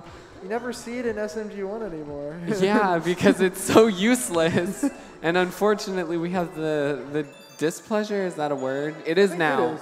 Yes. The displeasure of having to use it in this level. I think you can actually do that without the spring as Mario, but one, it's really difficult, slow. and two, it's really slow compared to the spring. I think with Luigi, it wouldn't really be well, I think it would still maybe be slower, but yeah, you want to use the spring for that. Unfortunately. The spring is just a whole mess. It's a twisted mess. So yeah, that was definitely a bit of a display, though, of how punishing World 4 can be. Yeah. Hex didn't mess up the skip, but that boss fight, Well, he messed up the skip, but it saved time. well, Hex got the skip. I'll phrase it that way. Yeah, I'm just but around. the boss fight can be incredibly frustrating Yeah. if you make a single mistake in it. Right. And that's honestly not even the hard part of World 4 yet, which might no. seem kind of crazy saying. Oh man, it culminates with Considering some of these levels. gosh. But you do get a World 2 revisit in the middle of World 4, which we're seeing Rox head to with Puzzle Plank C. Fairly easy level, kind of deceptively hard to optimize.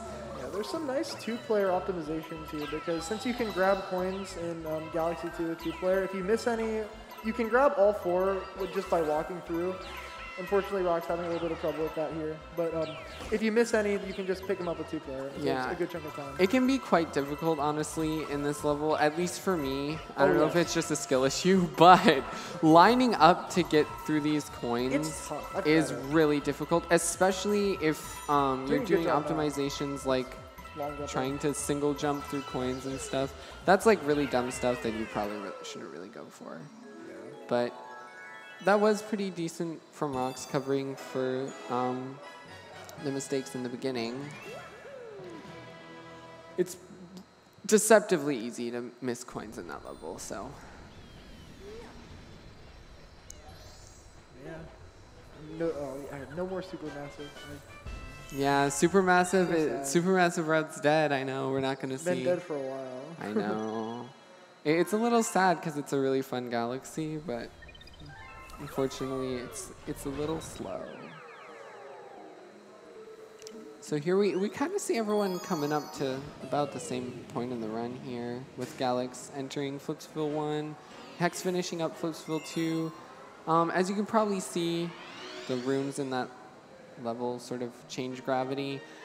Not much to remark on in Flipsville 2 as compared to the Comet, but there is a lot to remark on in Boulder Bowl. Yes. So many BB levels. Oh, yes. It's like their favorite alliteration. It really is. Boom Bunker, Boulder Bowl, Bubble Blast, Bubble Breeze, Buoy Base. Battle Belt. And just to name a few, there's plenty more. But lots of really interesting uses of the rock mushroom Yeah. in this level. So the Rock Mushroom was an addition to Galaxy 2. It allows Mario to roll into a ball and roll around.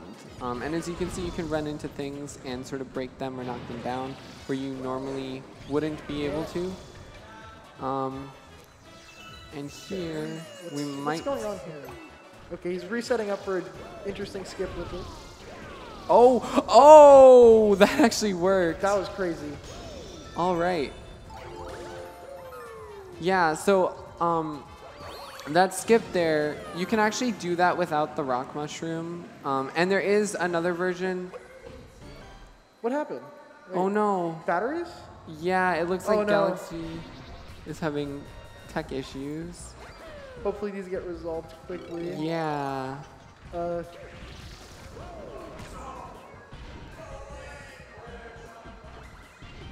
Yeah, well, looking at Rolladillo, this is one of the more difficult bosses in the game because you have to time. It's not a really punishing boss to mess up, but it's really hard to time actually hitting his rump. Yeah, it can be pretty punishing if you mess up each stage, because if Rolladillo sees you, He'll roll into a ball, and then you lose a decent chunk of time. And he's Here- he doesn't have a hitbox when he's Yeah, ends up rolling. so you can't hurt him. And there we see Rox trying to go for the fast hits, but they're fairly difficult to time. It takes quite a bit of practice, I'd say. Does anyone have a different remote for Galax? Yeah, I hope Galaxy's tech issues get resolved quickly. Yeah. Okay, it looks like 2-player list for now. Okay, wait. Let's just not mess up the boss. Okay, nice. Okay, yeah. Okay, that would have been really bad. Looks like maybe you're going to be able to get something done during the star. Luckily, compared to Galaxy 1, Galaxy 2 isn't nearly as difficult to switch from 1P to 2P, considering most of the movement and everything is the exact same. The only difference is some levels where you're collecting things become a bit more difficult or more punishing. So it should be completely serviceable just playing 1P if that's the case. The main one where I feel like it's a lot beneficial is Flash Black, and that's a ways away. So might be able to get more. Well, yeah, a lot of the big benefits, I mean, there is Flipsville C coming Yeah, up that pretty too, soon. which is also Is useful. it Point levels. an extremely difficult level if you're going for the fast cycle 1P, but with 2P it's a lot easier to cover any mistakes or anything of the sort. But a lot of the levels that use a lot of 2P from here on out in the run are in World 6, so we won't really see much of those for a while, probably. Oh my god. Oh no! What happened? So that is something that can happen if you get a little too close to the platform there. You'll kind of spin bonk and Mario will just fall. It's really frustrating. It can be a deceptively hard jump sometimes if your depth perception's slightly off. Here we see the skip being done without the rock mushroom. But obviously once you grab the rock mushroom, the only way to get rid of it is to take damage, as was shown there. And so once you have it, it's actually faster to do the other version of the skip as opposed to long jumping like that. And you can actually do that without a spin and just by creating the rock. And there we see Boulder Bowl Letter, another level made far easier by 2P, with rocks getting a shuck chuck. Heck chuck, whatever we're calling them. Yeah. Really annoying things that can happen. Just Yeah. very brief disconnections of the nunchuck from And the, they can be especially difficult to deal with as well because they can actually lock directional inputs as well sometimes. So like if you're holding a direction and then you get one, you can get stuck in that direction and it'll completely mess up your movement and you legitimately have to like unplug and plug back in the Joy-Con held at neutral or Joy-Con. Nunchuck. Oh, okay. I was like, oh, this is on Switch? I'm like, wait, that's not on Switch. This game's not on Switch. Yeah. I'm being goofy.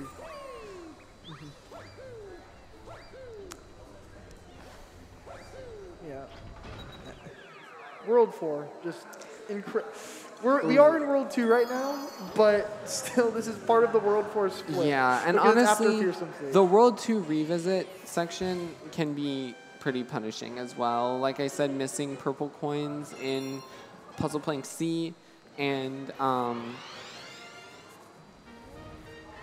Boulder Bowl can be very difficult as well, especially if you continually mess up the skip or if you lose a lot of time to the boss fight. Shout out to the debug squad, by the way. All of the teammates helping out. For real. Yeah. Like everyone got up on stage and was like, what's happening? We need to fix this. Boom, boom, boom. Yeah. Yeah, there's a lot of weird things that can happen with Wiimote Nunchuck. They're one of my favorite controllers, but they do have a lot of pretty notable issues just with. Yeah, I feel like that's Nintendo with most controllers. Yeah, because they're like, they have such great ideas. They're just like Joy-Cons. Really awesome idea, but Joy-Con drift. Great idea, awful execution. Yeah, right. Yeah. But they tried, you know. Yeah. But we make it work. Here we're seeing Hytale Falls again. Most of the movement in Hytale Falls C is quite similar. However, we will see coming up here a bit of a deviance from what we saw earlier. There's actually another jump that you can do. This is a name. I forgot what it is. Pepper jump? I don't know. There's a goofy name, but you go zoom, and then Yeah. hey, we're up here now. Oh, okay. And Rox had a dismount there, but oh, okay. yeah, it's fine. Ideally, you want to land up there with Yoshi, and then you can just side flip and dismount into the star, but that is a perfectly fine backup as well. Yeah.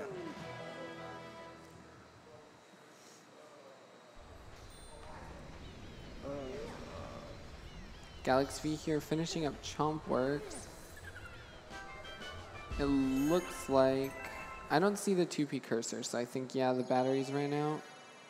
Yeah, I'm wondering if anybody would be able to get a second controller, because that could be very useful for later levels, Yeah, especially like. we might actually have people going to get Oh, additional- true. Yeah, that could be what's going on. Yeah. Like I So said, hopefully love, that love the gets people fixed. here. It's definitely, like, it's not the end of the world if you don't have 2P in this game, but it's definitely not what you want if you're used to running with it, as a lot of players are at this point. Rox at 0 lives. Yeah, Rox is at 0 lives, which luckily in this level, Oh, right. the blue crabs drop 1-ups. So Like we mentioned before, you don't really get many one-ups in this game, so deaths can be incredibly punishing, especially if you game over. If you game over, you have to restart the level from scratch without any checkpoints or anything that you grabbed during the level. So it can definitely be a sizable time loss. We'll see if Rox grabs any one-ups. There should be a decent amount of opportunities to grab a few throughout the run. Getting pretty unlucky with these crab rolls. Yeah, I think there's technically ways to like manipulate where the crabs go, but if there is, it's really strange and I don't understand it because these crabs just seem to go wherever they want. They don't fully aggro Mario because yeah, the blue crabs will. Yes. The blue crabs aggro Mario and they will actively try and dodge you. Two more. Oh no! Oh no! Oh no! You see here using. Oh, that Starbit was clutch! That was crazy. Oh, that was so such a good Starbit. Using the Starbit to stun the crab at the last second and make it guaranteed to hit it at the last 3 seconds. Very well played. Yeah, so the way to stun enemies with 1P, since you don't have the cursor, you can stun them with Starbits, which is a more temporary solution. But as you can see there, it works perfectly fine. And Rox was using some tech during that level that we didn't explain. With the Rock Mushroom, if you jump and press Z, you'll actually snap out of rolling, which can be very useful in cases that you could see there when you begin rolling and then you want to change direction quickly.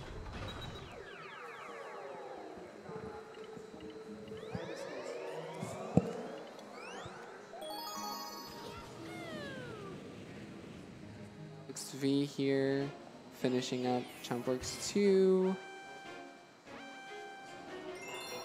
Decently clean final planet.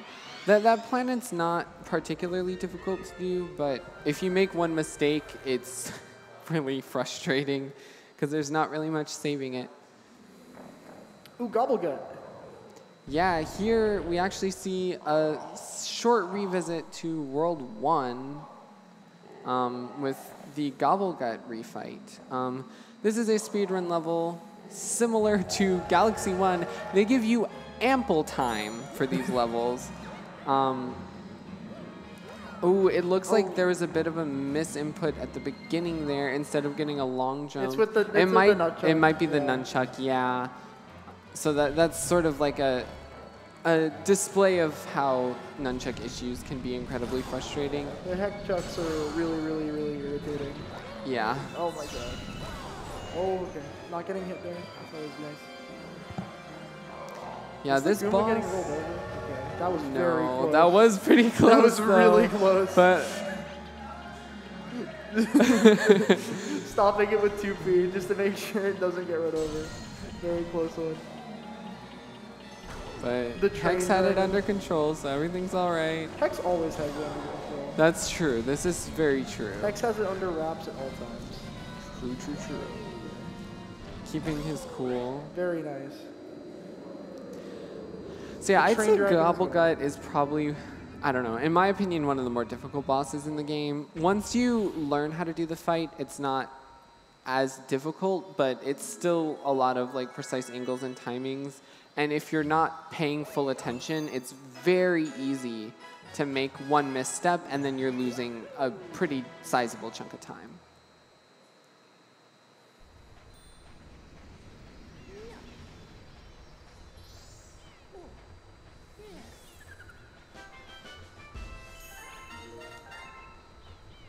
Yeah, it looks like we're going to have Hex going into Hightail Falls Comet. A little past the halfway point of the run, kind of the halfway point-ish. How many? 71 stars total. Yeah. In terms of time, that's a little bit of a misleading halfway point because I think they get a little bit longer towards the Yeah, end. they do get longer towards the end, which is why probably around, I'd say 40 stars would be the midway. Right. Especially with levels like the final level, Galaxy Generator. Yeah. And now we've got another pretty interesting level from Rocks.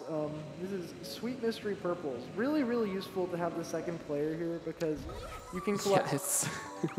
In one player, you have to collect all of these by running into them with Yoshi, and that requires a lot of backtracking in the level. And you're still going to have to do some with two-player, but you can cut out a lot.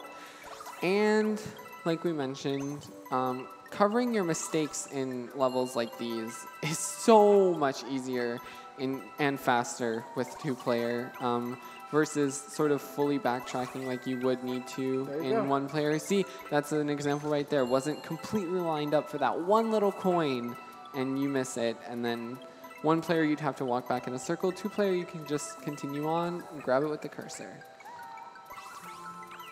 What's this from Hex? Here we see Hex going for the Hytale Falls 1 movement. I don't think it's that much slower. It's pretty comparable just because you don't have to take the launch star, so you're skipping that whole like animation. But it is slightly slower. It might just be Hex didn't want to do the jump. Yeah, reasonable. That's a non-easy Which trick. is, yeah. Eating It yourself. can be...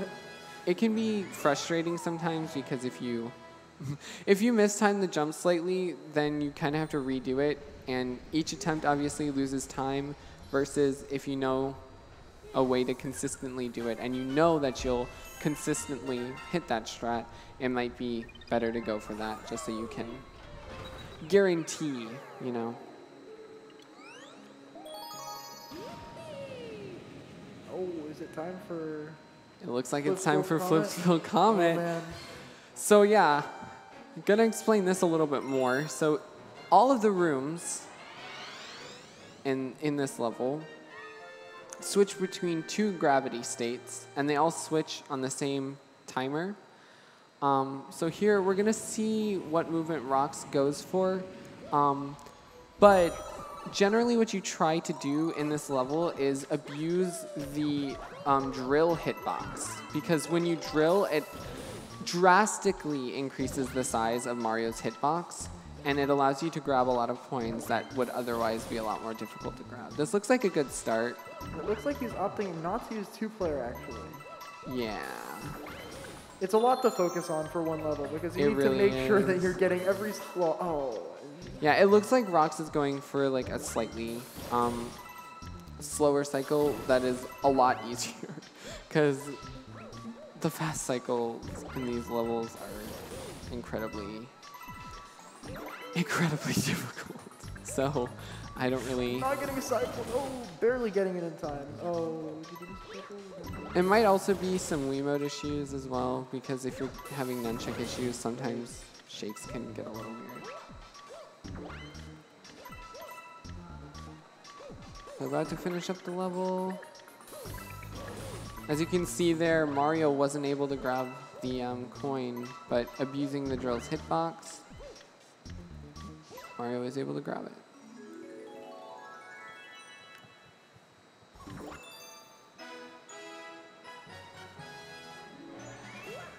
You got a star.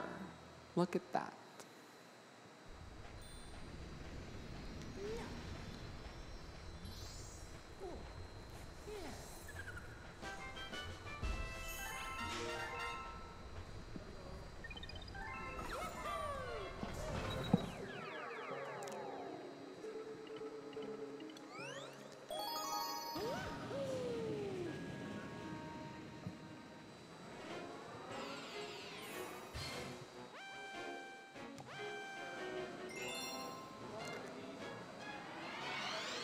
So we have Rocks here with Chompwork C.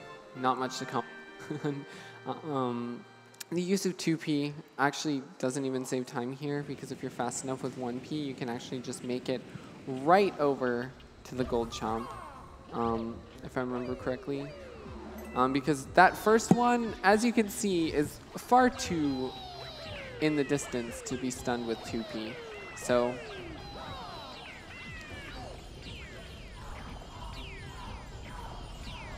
here we have Hex, also having some difficulties with Gobblegut.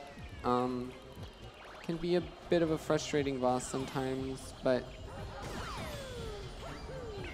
managing it well.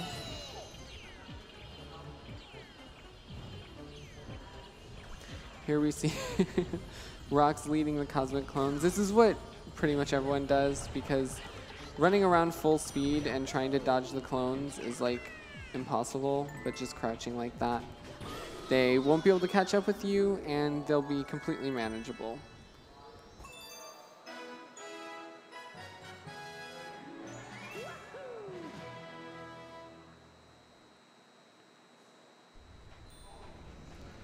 So it looks like everyone's finishing up all the cleanup in World 4 and heading into some of the final stars. I believe next, Rox is going into Starshine Beach, which is or I think you do Starshine Beach here. We're gonna see. Yeah, okay. So yeah, you open that Stargate because it makes the menuing faster to get to the final level in World 4. Starshine Beach 1 is probably one of the more difficult levels in the entire run. Begins with a flutter that has a fairly precise angle in it. Here we see Galax V, whee! And showing there what I was talking about, saving Yoshi, so you can just side flip, dismount. Boom. You see, so yeah, Rox is grabbing the crab. Here you do want to be careful because if you don't make sure you're lined up, the crab will actually like hit a ledge and not break the glass, which can be very frustrating. We'll see if Rox gets a good angle here. That actually looks decent. I'll probably have to flutter a little bit to get on the ledge. It is a pretty awkward flutter to set up. Everyone kind of has slightly different setups. And that's not the end of the difficult movement for this level. Somehow getting a bonk there. I think that happens because like the shore is a little higher up, but that's a little silly in my opinion.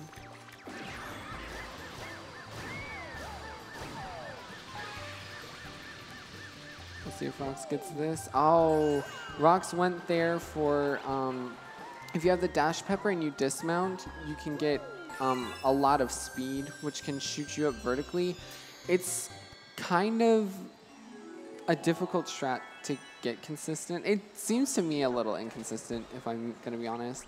But you can dismount straight into that silver star all the way up there.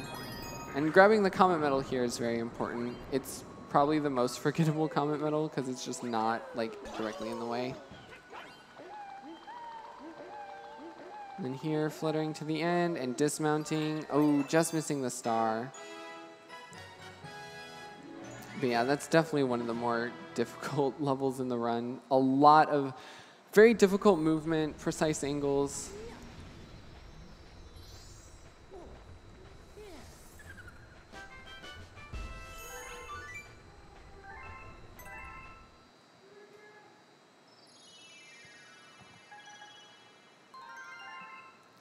Looks like Hex is doing Flipsville C.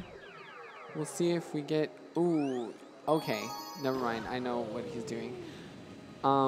So this is one of the safe cycles you can go for. A lot easier to manage than the quick cycle and a lot less punishing because that cycle you usually can't afford to miss any coins and the margin to miss coins is incredibly tight. So it's very easy to do, so it's pretty smart to opt for a bit of a safer version that utilizes 2P. And here we see Rox going into Starshine Beach 2. You can actually just completely bypass the casual way to do this level. Here we see a bit of a camera manip to manipulate the clouds on that tower, and then this Chuckster will throw you up. Obviously, without the Cloud Flower, the cloud won't stay there, but if you time a jump, you can jump off, wall jump, and backflip up into the star. That was a beautiful Starshine Beach too.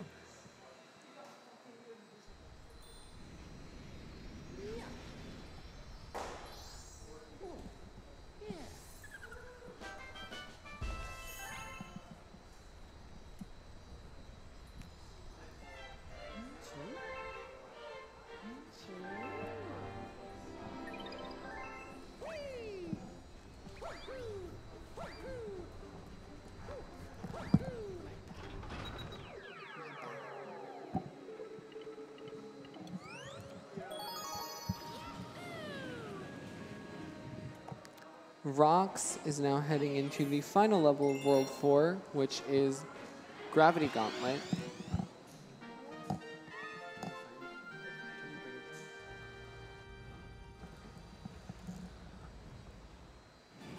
Yeah, Gravity Gauntlet has a lot of variations of a really big skip. So there's a really difficult gravity section in the middle that takes a long time, and you can skip all of it by a lot of different variations. You can lava boost around the side, go behind the little castle thing in the middle, or like do a really, really difficult trick that requires a really fast long jump. So probably not going to see that one, but Yeah, it's I think like a 3-frame window to get the long jump. and then- 3-frame blind window. Yeah, and it's some incredibly difficult movement out of bounds. Ooh, a spin bonk. Oh, Alright, okay. gonna have to back that up with the lava boost. Yeah, thing. we're probably going to see the lava boost. While you can, Roxwell is going to go for behind the castle or BTC.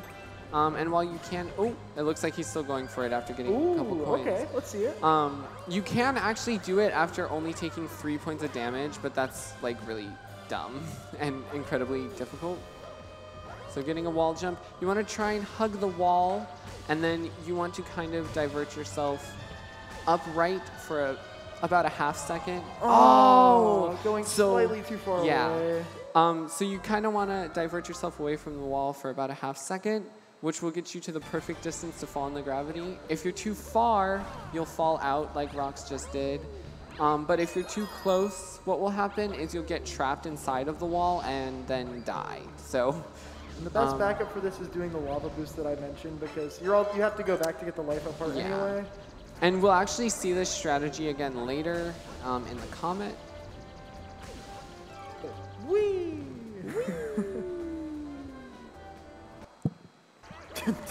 Another Heck Chuck. Not a very timely one. I mean, that one's the better one, honestly. It really stinks that happens. Yeah. And here, this planet is like so annoying because the fire bars will kind of push you, and then Because Rox was Yeah. definitely holding the correct direction there. It's just the way that the gravity works on this planet is very wonky. So something that happens when you switch gravity is your inputs can get inverted if you don't like go neutral for a little bit. So that last section, you have the issues of like inverted controls. You have the possibility of getting crushed.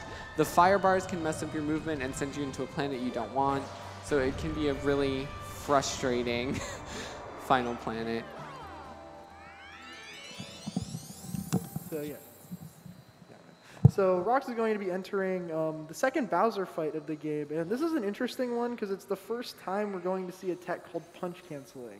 So that's going to be coming up in one of the second few phases, but there's a pretty long animation where Bowser goes for a punch, and you can essentially cancel it by delaying when you actually slam a rock into him. So it'll be more evident once we get a little bit later into the fight, but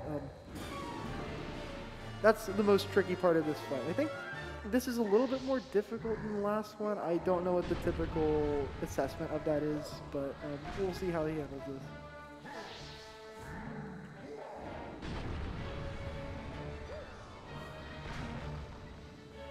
So now Bowser's going to yell in for some meteors to crush Mario, but also just aid in his demise.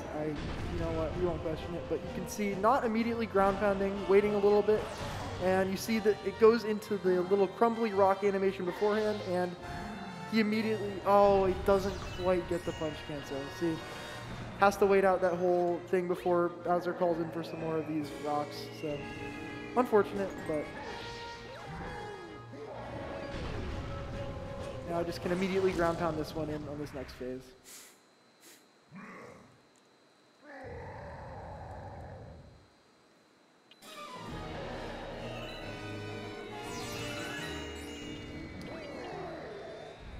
Looks like we have Galax finishing up with Flipsville Purples. Sorry, Flipsville pardon me.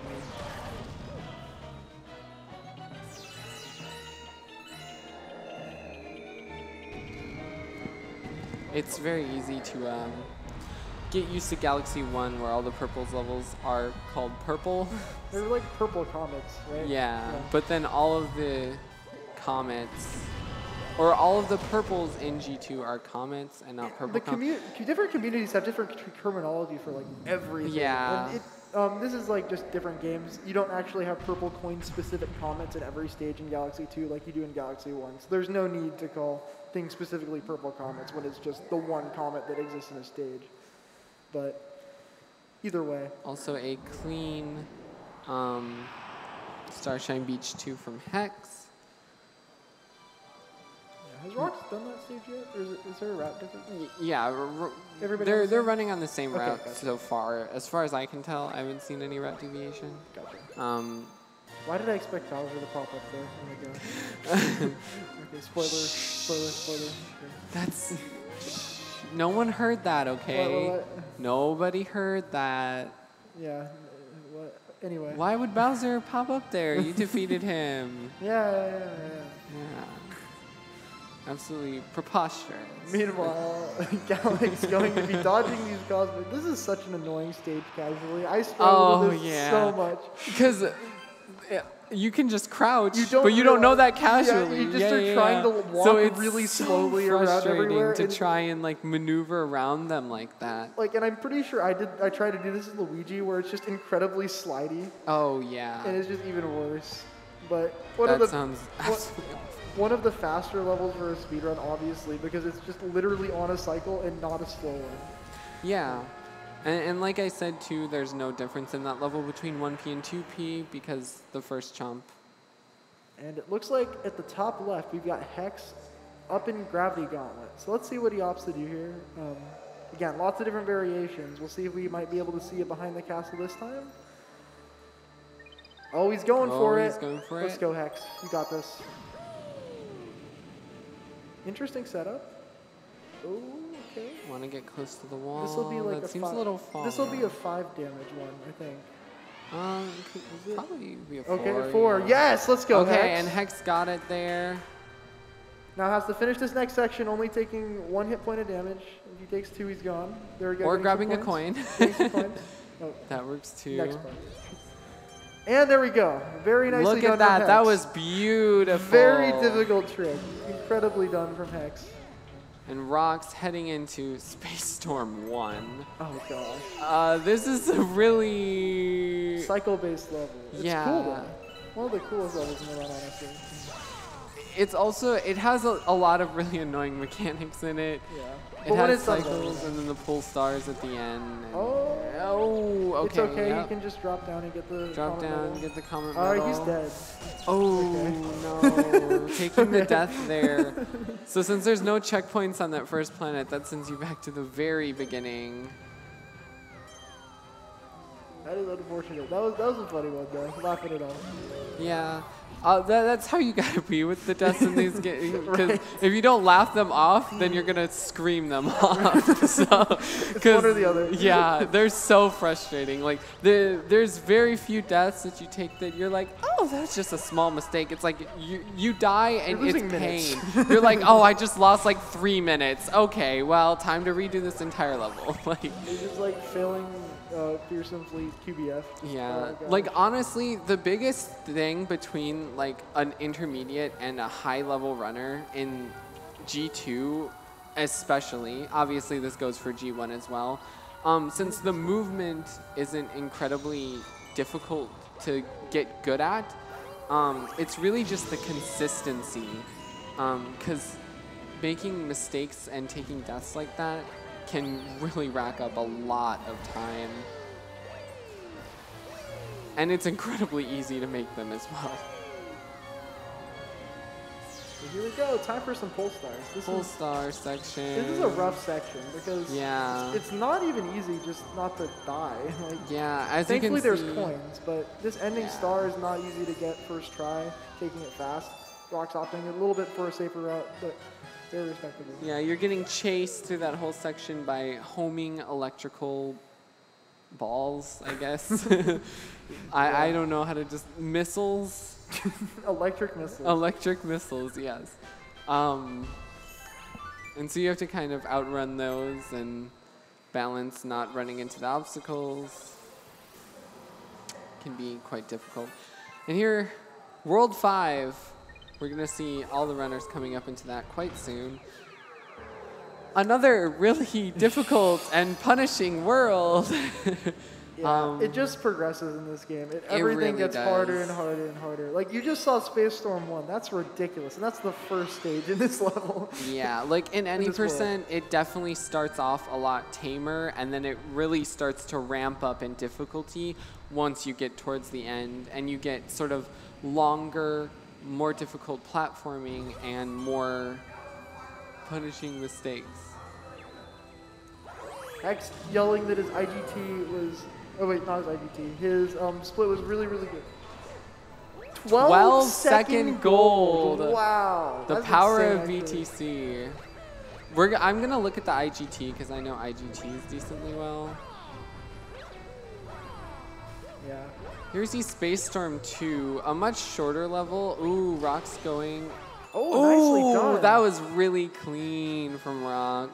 400, that is a pretty good IGT, I would say. And if I'm not mistaken, Galax is coming up to Gravity Gauntlet soon as well? I believe so, yeah. That was Starshine 2. After Starshine 2, it is. Okay. Gravity Gauntlet, yeah. So all 3 players are heading into World 5. Right now, Rox has the 2-star advantage, but like we mentioned, the levels are incredibly punishing and incredibly difficult, so...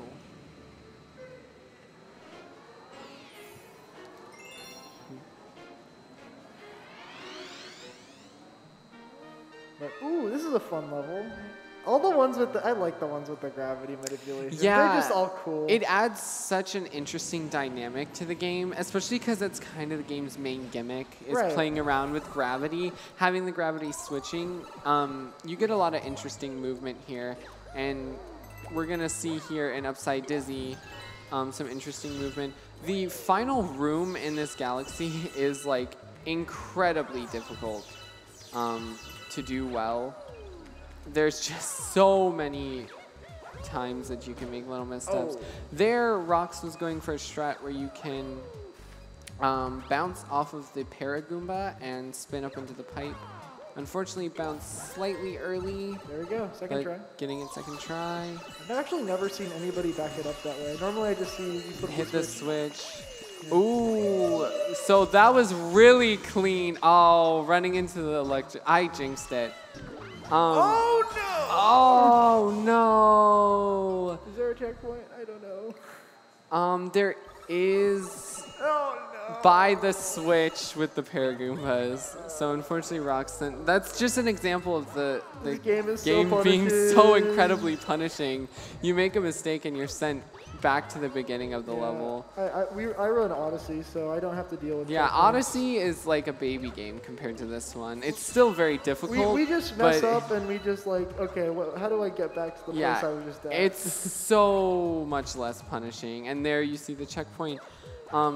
The reason why this room is so difficult. Oh, and it doesn't matter if he grabs it because he's at no lives anyway. So yeah, okay, this is just a pointless checkpoint at this point. So hopefully. There are plenty of coins in this section though, so as long as he plays it safe.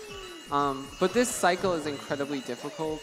You want to shoot the little guys at the beginning, and then here triple jump through the comet metal. Gonna be just fine here. Oh wait, we missed Galax's. Oh no. Oh no. But there's too much to focus on. Well, wait, we missed it, so that means it went well. Like. Oh, true. Okay, hopefully. I don't know. Maybe I'm mishearing. Yeah. Good stuff going into the Bowser fight. True. Rock's finishing up Upside Dizzy 1 pretty cleanly. I'd say that's definitely one of the most difficult sections of the entire game. Especially the fast cycle. The fast cycle. It's something else. Oh my god. It's actually ridiculous. Yeah. There's so many just really, really tight cycles in this game. Yeah, this game has a lot of extremely It's crazy, like the difficulty curve on the time saves you get in this game. Speaking of. Oh, yeah, Shiver Burn. Woo! That's real fun.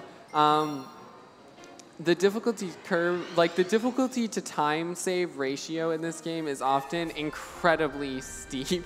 Like you'll do an incredibly difficult trick and only save like 4 to 8 seconds, which is a sizable amount, but it's like for how difficult some of the tricks are, can be very scary. We see Hex here going for the safer option, hitting the switch.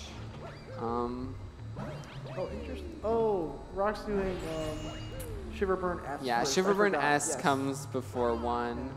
Got it. Oh, guess the number of points. Oh in the yeah, you chat. can guess the Yeah. points in the chat. This That could isn't be a fun as thing. difficult as like loop and stuff, so I don't know if we're offering any incentives for that, but we'll see. We'll see.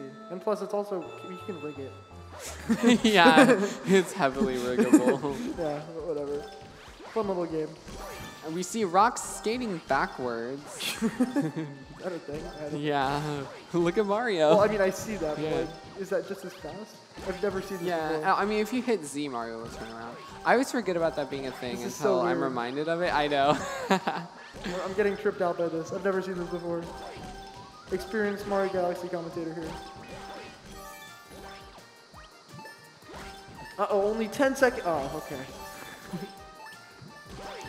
Here we see a small route difference, but that doesn't have too much of an impact. I believe doing Shiverburn S first is slightly faster, but we see Hex coming into Shiverburn 1, or never mind, I completely lied. Also, Hex has caught up a lot throughout this round. Yeah.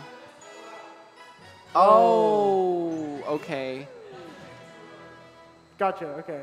So Rock's Okay. reporting that he has done Upside Dizzy a little bit earlier. Yeah, I was a little confused for a sec, but that makes more sense. Okay. Does that mess up comments?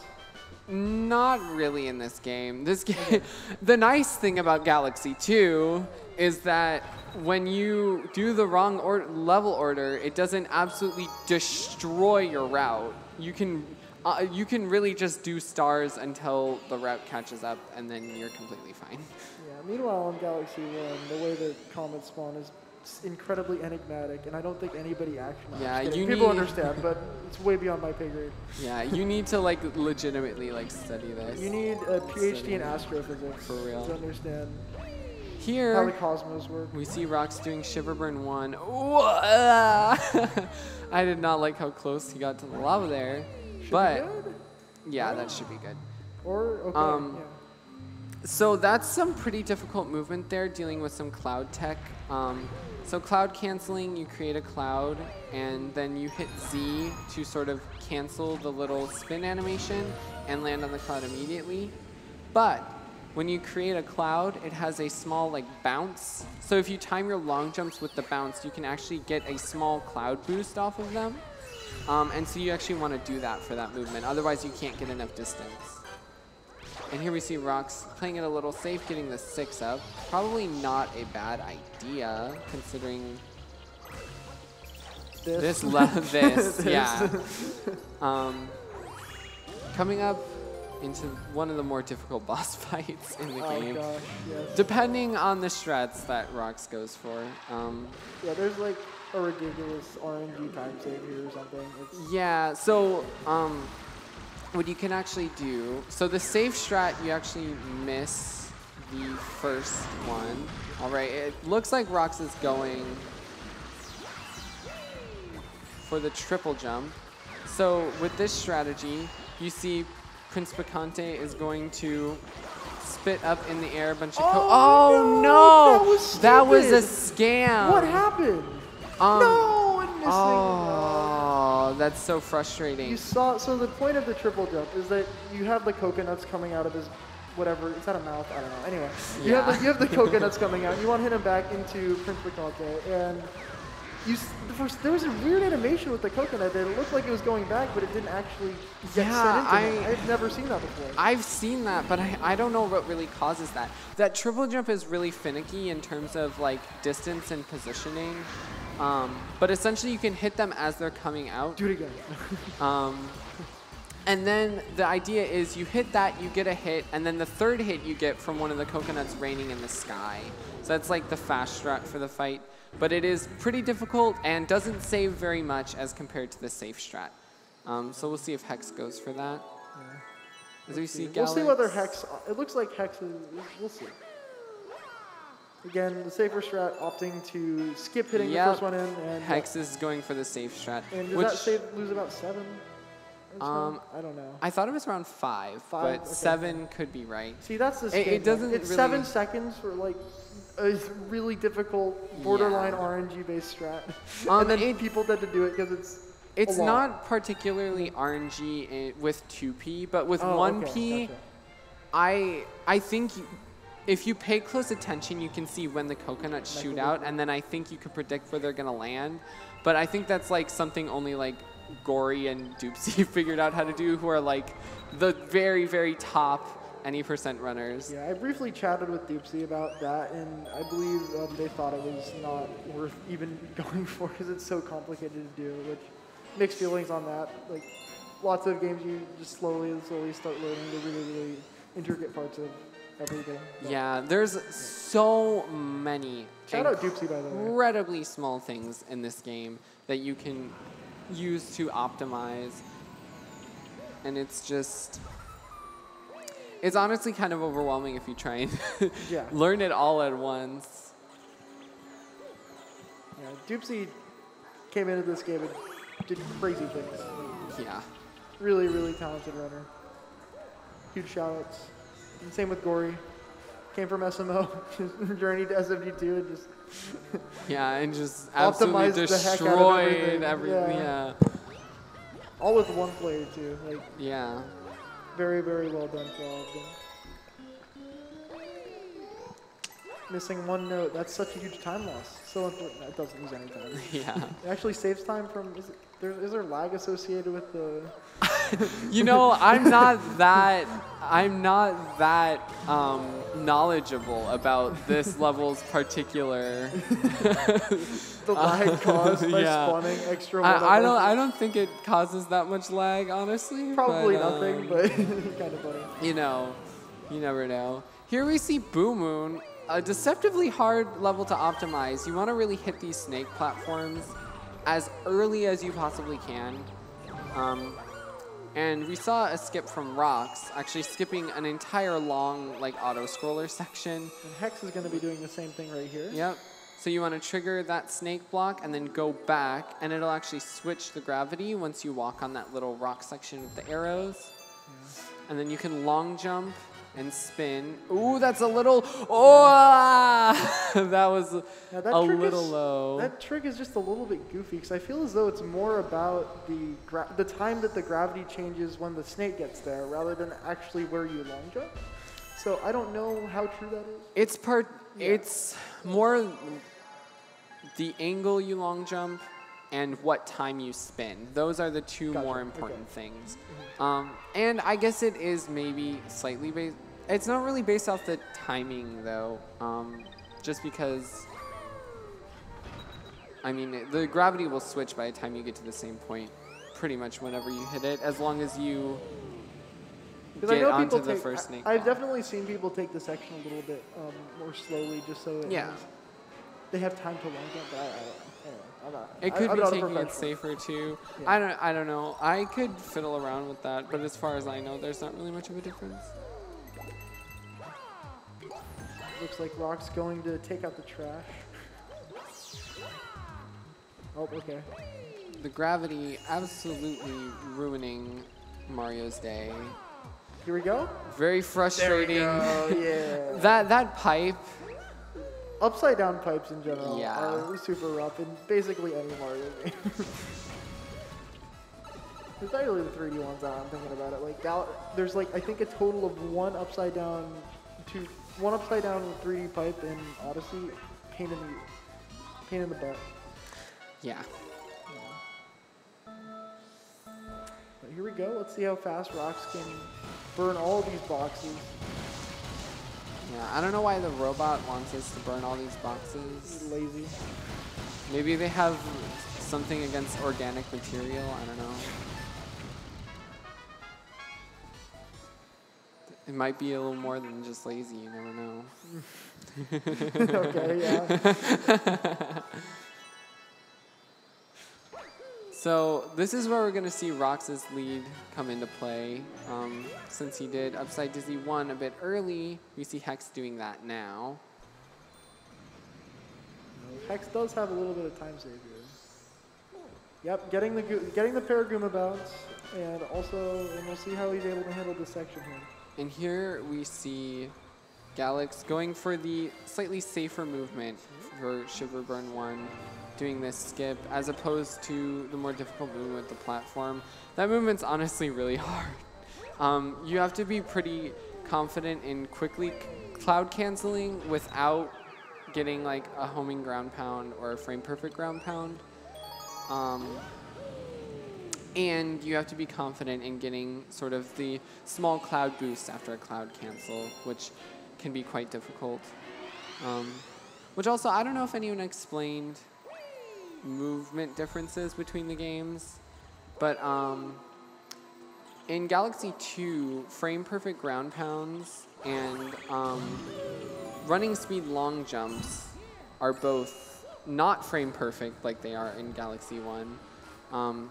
So you get slightly more consistent movement in Galaxy 2 with the trade-off of far more difficult levels and a far more punishing game.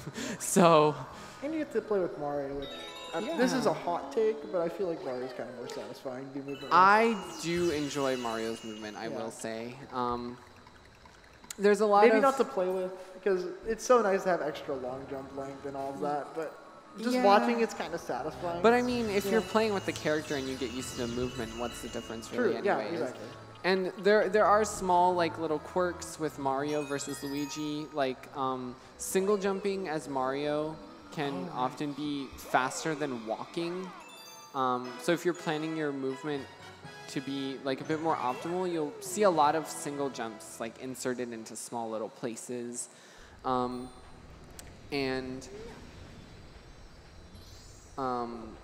Obviously, Mario can start and stop a lot quicker than Luigi can and isn't as slippery. And Mario actually does spin slightly higher than Luigi, I believe. Just marginally so. But where Luigi's nunchuck spin is higher than the Wiimote, Mario's Wiimote is higher than the nunchuck. But I believe Mario's nunchuck spin is higher than Luigi's Wiimote spin.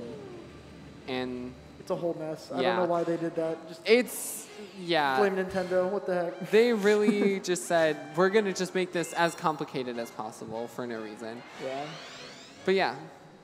So those are some kind of minor, both character differences, movement differences, and differences between the games. So it is generally easier to get a lot like faster movement, because I don't know if anyone explained running speed long jumps, but normally if you long jump, when you land, there will be a small stun and you'll lose your speed, but a running speed long jump allows you to continue your running speed, and you can do things like immediately get a triple jump out of a long jump, for instance, which can be quite handy if you're trying to move quickly in a tight space and like long jump instead of a triple jump, because then you don't need like a slight run up, which with Mario isn't very much. But with the RSLJ, one, it's faster, saving about a second with each one you do, and two, it just sort of makes setting that up a lot easier.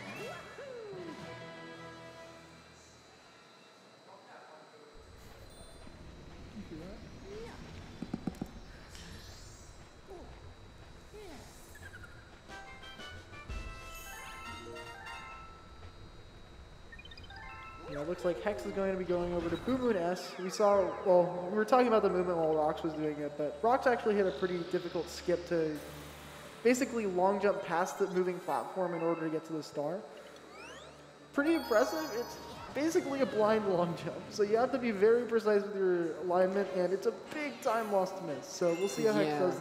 It's not actually quite too blind, because there is a bit of a cue if you pretty much just line yourself to where the platform ends. Right. But I'm saying you can't see the star. Well, that's all I mean by blind, because there's plenty of visual cues with where to go. But so you can have like an idea of where you're going. Yep, there we go. And we actually got to see side by side the movement that the skip in Boo Moon 1 skips because. Oh, you're right. Yeah. So if you were wondering, you got to see on Hex's screen the movement that got skipped in Blue Moon 1. And here, oh, we'll see if Rox gets this. That looks a little high. Oh, okay, that was good. Not even close. So that shot there can be a little difficult because if you're too low, you'll hit the Hammer Bro and die. And if you're too high, you'll kill the Hammer Bro, but you'll keep flying, and then you'll fly too far and you'll die as well. So it's a fairly precise shot. I personally find setting up the insta-shot a bit easier just because there's like an actual cue versus like trying to line it up with shaky hands. Oh no! That's that was such an so unfortunate unfortunate. Getting all that movement. Thankfully, that's not even that's a pretty difficult skip to do without the cloud. Normally, you're supposed to grab a cloud mushroom in order to make some extra platforms on the way over here, but you're able to barely skip that. And the thing that makes it tricky is that the gravity is a little weird. So if you long jump too late, you actually won't be able to get a wall jump. But if you long jump too early, you won't get enough distance. It's really counterintuitive. Yeah, it's very strange how that works. But I think it has to do with like the slope, both the gravity and like the slope of the wall that you're jumping against. Well, here we go. Is this the Boomsday device? I don't remember what the name of this The boss Doomsday device. Is it the Doomsday? I thought that was the Boomsday because it's the Boom Bunker. Maybe I it wasn't is sure. Doomsday. I thought it was Doomsday, but now you're making me second guess myself. I just remember this was. I played this game as a kid, man, and I used to always be the Mario. I mean the Cappy, not the Cappy, the Luma, to my older brother's Mario, and this was the first level I did as Mario. I was like, I did this, so I don't know.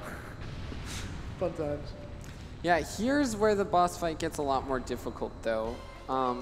After the first two hits, the boss will come up and roll around, and those little electrical shocks will bring you out of your cloud flower and destroy any clouds. That was pretty clean from Rox there, avoiding getting hit by the Doomsday machine. Or Doomsday Bunker. And that's it for Bowser Jr. Yeah, and that's the end of World 5. So Rox is actually headed into the final world. Exciting. One of the, I think actually the longest Probably, yeah. world. It's like 40 minutes. And 80%, yeah. You have a lot of cleanup and a lot of rather long and difficult levels in this final world. Hex, unfortunately, didn't get the bullet. Yeah, the bill can be really obnoxious in this level. If it crashes into anything, you have to go back to the beginning. Oh, is it? Okay. Looks No, like this should be fine. Looks like it barely dodged that blue Yeah. guy. That blue guy. I'm so tired. That purple guy. Purple is just reddish blue, right? Yeah. Yes. Purple is blue plus. Getting a nice insta shot on the boomerang bro there. Oh, I don't know if you can get crushed there actually. For some reason I thought about it, but I think what happens is you just get clipped through the platform. Yeah, because it's not horizontal. It's Yeah. it's a vertical animation, so I'm assuming you can't get crushed there. So that was just we'll call it a really smart play, you know? Oh my gosh, Hex almost missing the platform there. Hex opting for the Cloud Flower, which honestly isn't a terrible idea. It's not. Oh. Oh, I thought he was just gonna not have to use the cloud to be able to use the cloud, but. Yeah, you do get with the Cloud Flower additional spin height, long jump distance, and jump height, with the trade-off of slightly slower jumps and long jumps in terms of horizontal speed. But it does allow you to make a lot of jumps that you otherwise wouldn't be able to. So it might actually make that jump a little easier, but I haven't played with it myself. It might actually make it harder just because of how The gravity works. The gravity in that area is so weird. But time for Melty Monster 1. Almost said Molten. Not Molten. Not Molten. That's Galaxy 1. MM is another one of those really common abbreviations. This level, I would say, probably the most frustrating level to optimize when in any you- percent. When you optimize them, you kind of skip checkpoints too. Well, yeah, with 2P, you can grab the checkpoint still, but 1, you start off with Pulsar movement, which is always hard to optimize. Then you have this whole Lava Boost section, and skipping spins like Rox just did. That was very nice. And then going up this tornado and onto the swing. And then this final planet is probably one of the most aggravating pieces of gameplay in probably any game I've ever played. The gravity is so There's like 1,000 million planets all right next to each other, and they each have a gravity sphere. So, yeah, it's not very fun. Getting a coin from there, There, Rock's getting a coin. Long jumping to the Comet Medal. As you can see, you're getting pulled in like 20 different directions. Very nice side flip. Yeah. Breaking the crystal might take a bit of damage there unless he can get a quick jump spin. I believe. Oh, okay. I didn't believe in that. And then long jump and hopefully not taking damage. There we go. That was a relatively clean final planet. That was in general a relatively clean Melty Monster 1. Yeah, actually. it really was. That was. was a pretty good level. Very nicely It's, done. like I said, a very difficult level to really optimize. It's honestly crazy what some of the optimal movement of this game looks like. Definitely most of it not RT5. Yeah. There's some, the ILs of this game, nuts. Yeah, shoutouts to Nemi. True. If you haven't, he has some really, really impressive Grandmaster ILs. Just, if you, And every IL he's but done also. I'm just always But wowed yeah, by the those- Grandmaster. I watch that every it's- once in a while. It's yeah. crazy. If you've never seen the Grandmaster IL record, you're Yeah. gonna be pretty shocked. Catch that after during one of the breaks in the stream. It's like a minute and a half long, and if you know that Yeah. level, you'll understand why that's crazy. Yeah. Using an interesting mechanic where you can remount on Yoshi. Yeah. Ooh, this is a fun level. Said literally no one ever. Man, I love Ooh, this is so fun. This level rocks, am I right? Yeah, rocks. Oh, rocks getting the rocks in the level that rocks. Okay, I'm sorry. Okay. I'm never gonna speak again after that one. That was my fault, but Yeah. this is so weird to control. There's a lot of bumpers, and you have to stay as the rock mushroom basically for the entirety of Yeah, this level. and where I mentioned earlier, Nice oh, rock jumps. there we saw rock jumps, which is another mechanic. But where I mentioned earlier where you can jump and hit Z to get out of the rock mushroom, it actually doesn't allow you to in this section. So you are literally forced into being the rock mushroom. And the fences that you bounce off of have a chance of sending you in wild angles just randomly. So we're not seeing any zigzag skip. Okay, didn't get fenced so far. And into the star, that was pretty good. Yeah, there's a really wacky skip you can do there in that zigzag portion where if you go across the gaps in there, you're rolling at a high enough rate over small enough gaps so you don't break the rock and fall Yeah. off. But it's very difficult and so risky and hardly saves time. It saves 2 seconds. And if you mess it up, you lose like, 50. yeah. Maybe So, not that much, but 40, 30 or 40. yeah, you lose a really big chunk of time. Some people will say it's safer, but you don't have the chance of getting fenced, which is always good. But it's also pretty difficult and only saves 2 seconds. So, and here we see rocks. Another fun level. We're gonna Yeah. go bowling, guys. Bowling! Oh my gosh. Who doesn't love some bowling? It is actually a little faster though to enter Melty Monster 2 as opposed to 1 to enter the secret because they actually have a pipe in both levels, which isn't really the case in all of them, but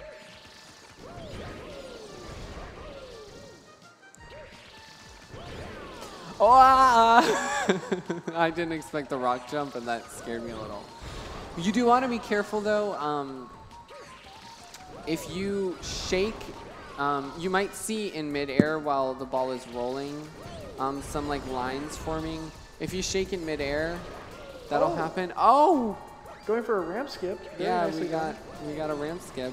You can actually disable the ramps like launching you if you time it, which is actually how the Boulder Bowl 1 skip works.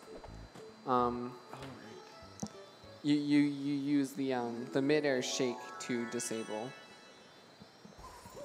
So Rock's currently in the lead, a star ahead of Hex.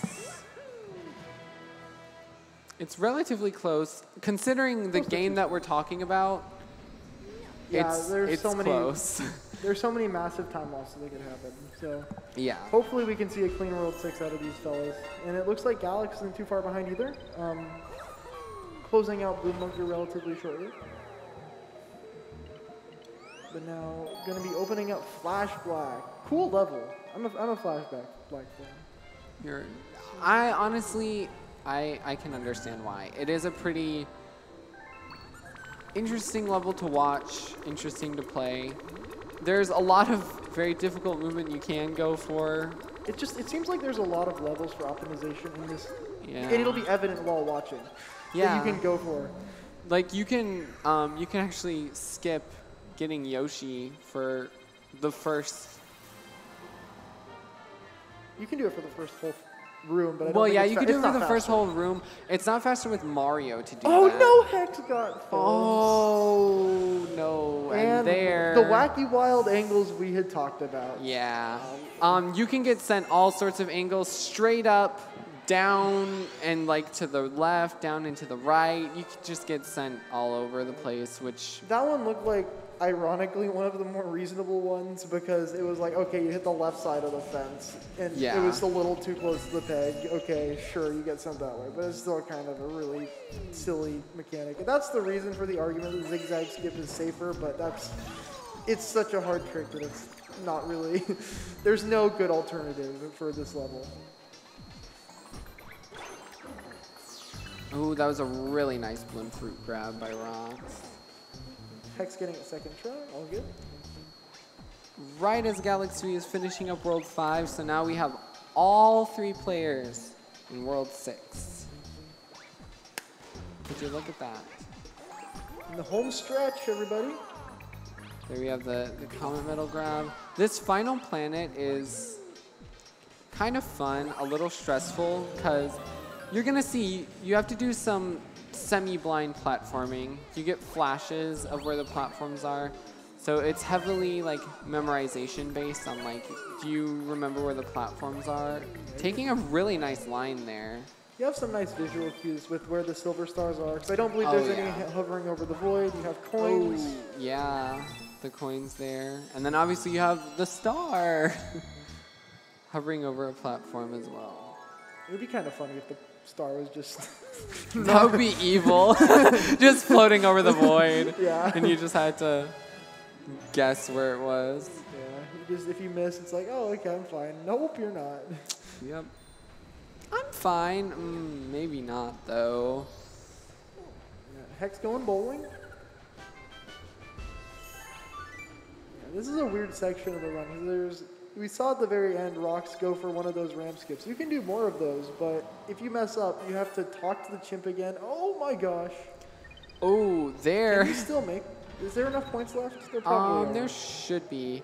That's like a little funny thing that happens where like if you get out of the rock, it'll be like, oh, you need to be behind the line or whatever, and then it doesn't let Yay, you. bowling. Oh yeah, should be fine. Just have to make sure to hit at least 8 pins on this last go around. And Looks- there's totally. more than Oh, enough. there were not more. There was one more than enough. That was really That's close. plenty though. Like it's hard to miss more than one there. I mean, it's Yeah. possible, but Yeah. oh my gosh, Rock's going into the most exciting level, Slimy Spring 1. Guys, I can't look at that part of the screen. I might actually fall asleep. Yeah, it is pretty. It's honestly in such a great place, though, because the rest of World 6 is Yeah. honestly incredibly intense. and It's a difficult. really nice breather. And Yeah. if you're psychotic, though, it can be a little stressful because if you do this level coinless, you can have to stress about air, which is not fun. But if you're not trying to die over saving a second, then it's a pretty nice, peaceful rest. Similarly to Galaxy 1, if it has been mentioned, coins do lose a second due to a text box at the end of the levels in most stages. As do Starbits, and since we use Bank Toad in this run, we shoot out as many Starbits as we can. It's interesting how the runs are kind of polar opposites, you know? Yeah. Galaxy 1, you're always trying to collect Starbits. I mean, less so in any percent than 120. But Galaxy 2, you just already have all the ones that you need.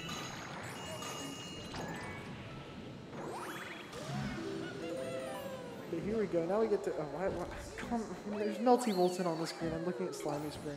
Melty Monster! I'm so You sorry. got I again! did get got. Rock's missing the first shell, which honestly isn't particularly slow. And with Mario, it's not very dangerous because Luigi loses air when he swims, as you probably noticed in Galaxy 1. Mario does not. That is another character difference. So Mario swims better than Luigi, I guess. Yeah. Character flaw, Luigi. And there is one little thing that can go wrong at the end of Slimy Spring that we're definitely not going to see. But the surely shell this can won't get like stuck on the ground. It's like, I don't know how to describe it, but it legitimately just gets like stuck. And then you have to go and get the other shell that's like to the left of you, yeah.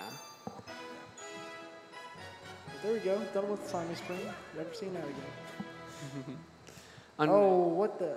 Oh. Ooh, having a Hex little bit of falling. struggles. Looks. Hopefully, can get back on Yoshi here. Okay, very nice. Yeah. Oh, falling down again. That was- Should be fine with the blimp fruit though. Very strange not having a shake though. That was kind of weird. Yeah, that was strange. The shake does allow you to generate additional backwards momentum a lot quicker. So that's a quirky little thing that happens with Yoshi. Now entering the Silver Star section is trying to take the straightest lines possible between these Silver Stars. Which Very can be a nice. little difficult when you can't I- see where you're going. That was scary. Yeah. Oh my god. He just knew. He knows. He's just trying to make it exciting for us. Doing a great job of that. Keeping me awake. Yeah. Ooh, Clockwork. Yeah, Clockwork Ruins! Oh, Yay! this is a cool level, to be fair. Very psycho-based. Yeah. Not going for two-player. Yeah, which Very two-player interesting. does save a decent amount in this level. It also Not- makes it safer. It does make it a lot safer as well, because if you miss any coins, Oh, you can man. quite And easily there's back them one up. gone. Oh my god. Oh, okay. no. That was risky. So now I the respect it. cycles That are was, going to be a bit I different. respect that for sure. That was a really risky play. But yeah, normally you plan on doing this level. Oh, Galaxy V got fenced as well. Oh my God. Commentator's curse. Yeah, Galaxy 2 is trolling today. It's trolling most days, if we're being honest. If you've ever watched anyone do attempts of this game, it's just like dumb thing after dumb thing that you just can't really easily explain. But we love it. Yeah, for some reason, we love the torture that is Super Mario Galaxy 2. Rock's doing some pretty nice movement here to collect those I'm coins. impressed. This has been very clean. I'm getting 10 coins out of this block and get 4 more on this last carousel thing. Okay. Just destroying that guy. That was a nice ground pound. That did save a little bit over double jumping, I think. It does? Interesting. Very nice. Yeah. If you can Yeah, I do didn't it think about fast that. enough, That you makes can sense. cut the height. Yeah. Now I'm going to be feeding this guy coins. I do also find it interesting that the Lumas in this game, they munch on those coins, but then in Galaxy 1 they like Starbits. Yeah, it's like they had like a change of taste or something. They got overfed on Starbits. Yeah. I mean, if you ate chicken for your whole life, you'd probably want like a vegetable or something. I don't know. That's maybe not the best analogy. Coins but are the vegetable in this analogy. Yes. I don't know. I don't know what I'm. Yeah. Sometimes you just want some vegetables instead of some chicken. What would a star chip taste like? I imagine it tasting like Potato chip, I don't know. Potato chip.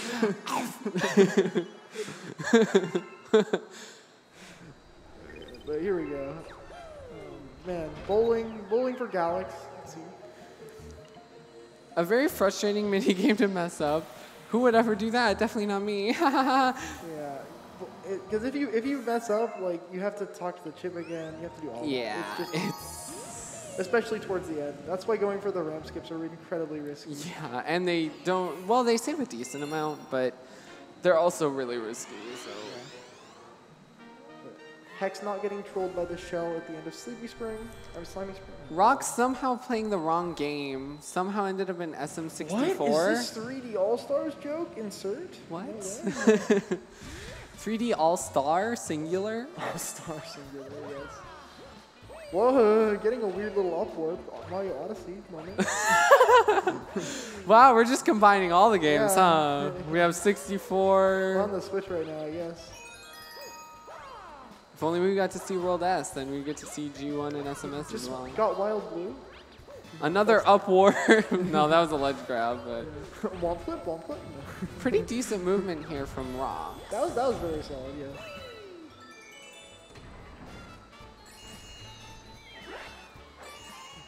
Dodging those coins, I guess. Saving time. I feel like he's already got coins, but maybe I'm wrong. I'll give you- We'll Let's- see. we'll see, we'll see. It would We'll be- see. We'll see That what would be happens. that would be the craziest time save if just long jumping directly past all of the coins in that tiny chute. That would be impressive. Okay. Whee! Oh! I guess we're doing the Super Mario Galaxy Aerospace program. Dodging that coin too. Impressive. Dude, wow. I've never seen this. Yeah, there's a lot of interesting launches. In fact, you can get a fast hit on the boss if you stand on its foot when it goes to stomp you and you backflip and you get launched really high and then you can ground pound the ground pound spot. But it's pretty risky to do that, so Because if you fail, you just lose the round, basically. Because you have to do. There are no checkpoints at all. especially so late. Yeah, there's no check. Well, there is a checkpoint at the top, but it's out of the way, you so can't- you're not really getting it. If you're going for all the fastest, like you should be going for a womp clip before you're going for that. Yeah. Yeah, which you can, instead of opening that door, you can just get hit by the womp precisely as you ground pound. Oh wait, and coins. get Did he get coins? Oh yeah, test. we're gonna see. We're gonna see. Not yet. 141. One more text vlogs. Comment? No coins. No Oh, coins. wow. Saved a second. Woo! That's hilarious. Nice. You love to see it. Literally long jump past all of the coins. Oh man, that's amazing. Yeah. Speaking of coins, Hex almost done with Clockwork. Clockwork, one of those levels you have to do. Doesn't have any really fast stars, but it unlocks Throwback, which has some pretty quick ones. And getting all the 30 coins is the best way to go about it, because Clockwork 1 is an incredibly long star. Yeah, and especially with Mario, it's you're right. substantially slower. There's also a skip that I believe you can't do with Mario that you can with Luigi. Skipping a oh my cutscene. god, Galax. Oh my Ah! god! That was crazy. Holy Well, crap. that was cute. That was some cute little movement there. Saved it. Yeah, very- Brushing the salt off the shoulder, you know. That was nothing. It's all right. Everything's good. Oh, this level's cool. I like Throwback 2 a lot. Yeah, Throwback 2 is another pretty fun level. Throwback in general is a pretty nice galaxy because it's not especially difficult. And all the stars are pretty quick. So, if you make mistakes, then it can become a bit of a nightmare, but just don't make mistakes. Simply don't mess up. It's like that easy. How to get good at Super Mario Galaxy Rock's 2. making it look easy, Just let's don't be make real. mistakes. True. So here we're seeing different. Oh wait, huh? Oh wait, Hex is Hex in Throwback 2? No, he's doing Throwback 1. Yeah, I was a little confused there for a second because I was like, huh. Yeah. Oh, I thought he was taking a different route, but then I realized, no, you need the comet No, medal. yeah, I was like, that's not. I was like, how do you get there so fast? So yeah, that is one thing with Throwback. The levels don't have like much differentiation, so if you're not paying much attention or fatigued, it can be pretty easy to mess up which level you're in. Very easy to do. All right, well, Hex dodge, but he got so many coins already. Never mind. This doesn't matter, yeah. Oh man, we're back in Gravity Gauntlet. Whoa, that's crazy. We get to see this place again. Rox gave us a little bit of a preview of what we're going to see coming up right here, but Yeah. instead of going behind the castle, we're going to do a little bit of a launch to get to the other side of the stage. And that other strategy we mentioned, ITC, in the castle, is also faster in this level, less so than in Gravity Gauntlet 1, but again, that's really only top runners go for that. Oh, that's not working. Oh, Yeah, just barely to the right. That skip can be quite difficult because even small adjustments to your inputs can send you in wildly different directions. So you need to have fairly tight timing and directions. Luckily, there's notches, so yeah, thankfully this has not been ported to the Switch. directions isn't really too much of an issue. But Yeah, doing this with Joy-Cons would not be easy. timing definitely is. There is another issue too. If you get caught in like the lava damage animation for too long, the game will just kind of like auto kill you. So you can like land on the platform but still like fall through and die. And I think it's like it's either you get too much speed or you're falling for too long. And here we get to see that last planet being incredibly annoying again, actually. It just doesn't stop.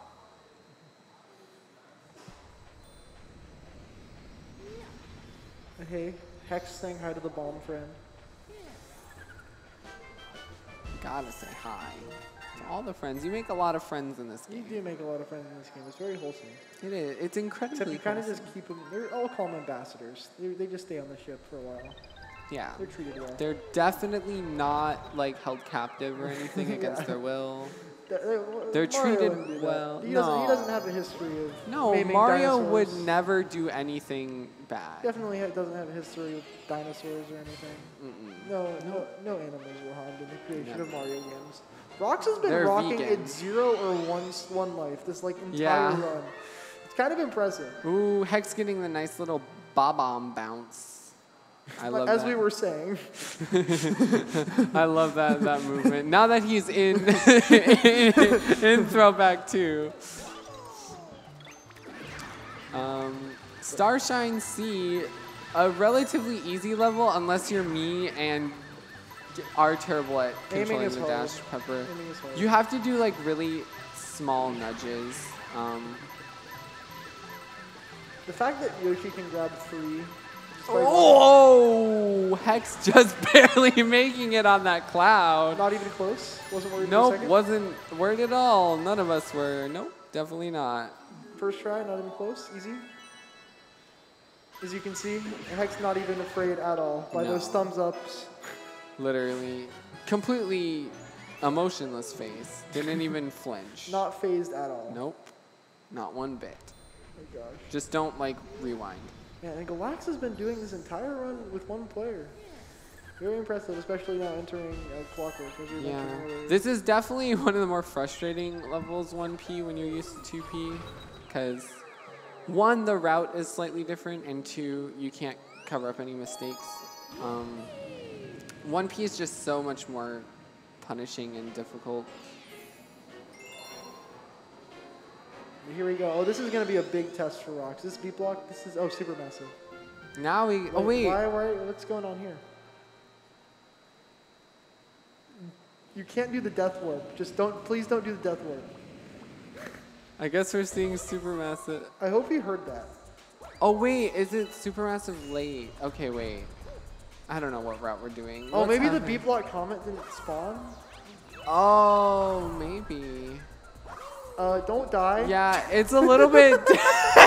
It's a little bit different movement with Mario in that level. Okay, well, that wasn't how I expected the death to happen. Not like that. There's a fast strat you can do in this level where you essentially use the second player to grab the checkpoint and then do a death warp to warp to it.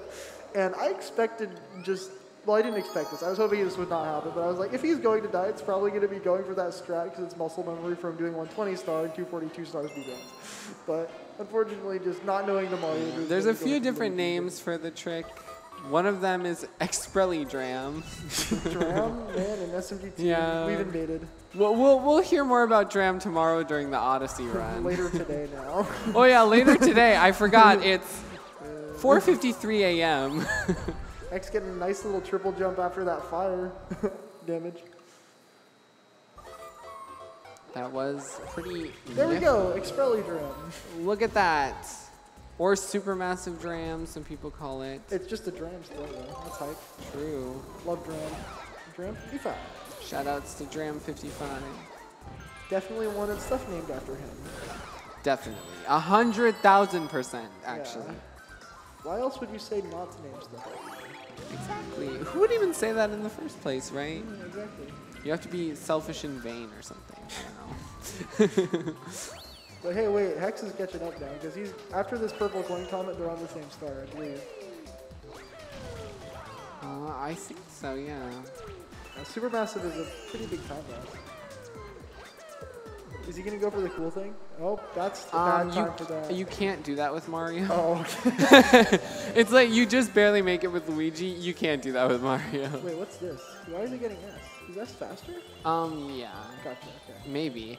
Is S faster? That doesn't There's a feel big right to cutscene me, here. but There's a big cutscene that's about to happen. maybe it is. Maybe he's getting. Maybe this is just the route he's doing. I don't know. Yeah, Rox This is- planet is a little annoying because if you miss like one tiny little patch. That one tiny Yep. patch. And then here's the cutscene I was mentioning.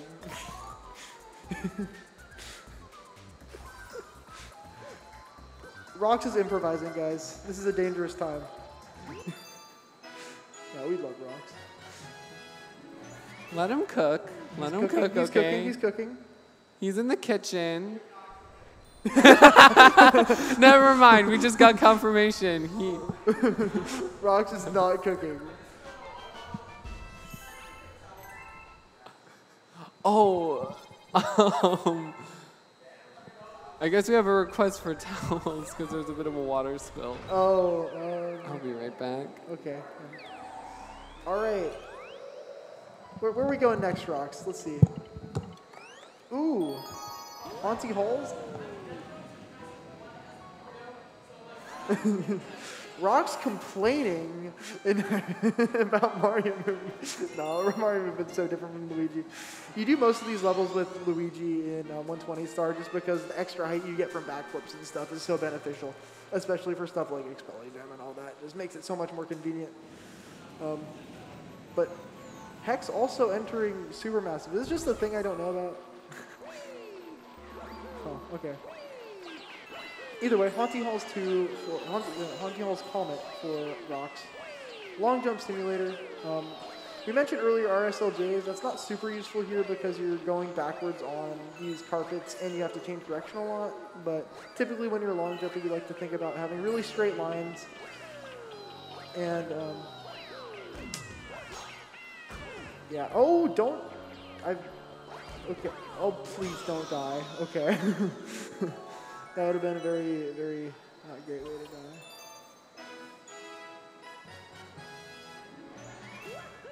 Anyway, looks like Galax is now going to be going into Throwback 2. We saw a little bit of different movement from Hex and Rox there earlier, so we'll see how Galax is able to clean it up. But 2 stars left before we unlock the final one. I know one of those is Flash Black Comet, unless there's a new, different route. And then, oh, Beat Block Comet. Let's go. This is a cool level. This is called, I think it's like something in double time. Silver Stars in double time, I think. It's more like quadruple time. It's kind of ridiculous. These go really, really quick. Okay, but looks like Hex is also going to be doing Supermassive S, so presumably that's faster. I would assume that there's not a huge miscommunication. Never seen this route before. Very interesting. But you can see these are flipping on and off so quick. Lots of interesting cycles. And that's going to throw off a lot of stuff that's been practiced, presumably. So we'll see how Rock is able to improvise here. We're going to grab Yoshi. Not here in deep block 1. Very quick readjustment. Very nicely done. Tonguing the checkpoint for safety. Oh my god. Okay. No, don't do that! Oh, had to land a little bit sooner before grabbing that silver star. Very unfortunate. But thankfully getting the checkpoint, and recently game over, so has plenty of lives.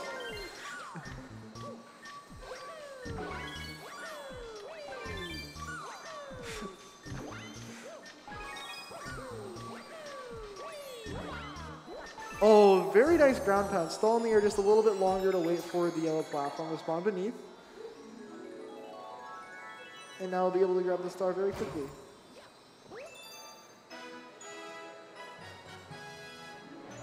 Very nicely done on the second round.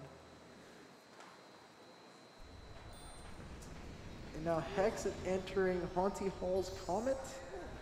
Gonna do some long jumps and then get into beat block himself. But it looks like we've got Galax going into Gravity Gauntlet Comet. Gonna be seeing some more Lava Boost shenanigans. Honestly, this is pretty close. I wasn't sure what to expect for such a long relay. Like, relays inherently are hard to balance because you have 6 runners, sorry, of varying skill level. And then Definitely. they're all really close together. So this is a really intense final bit. Very nice.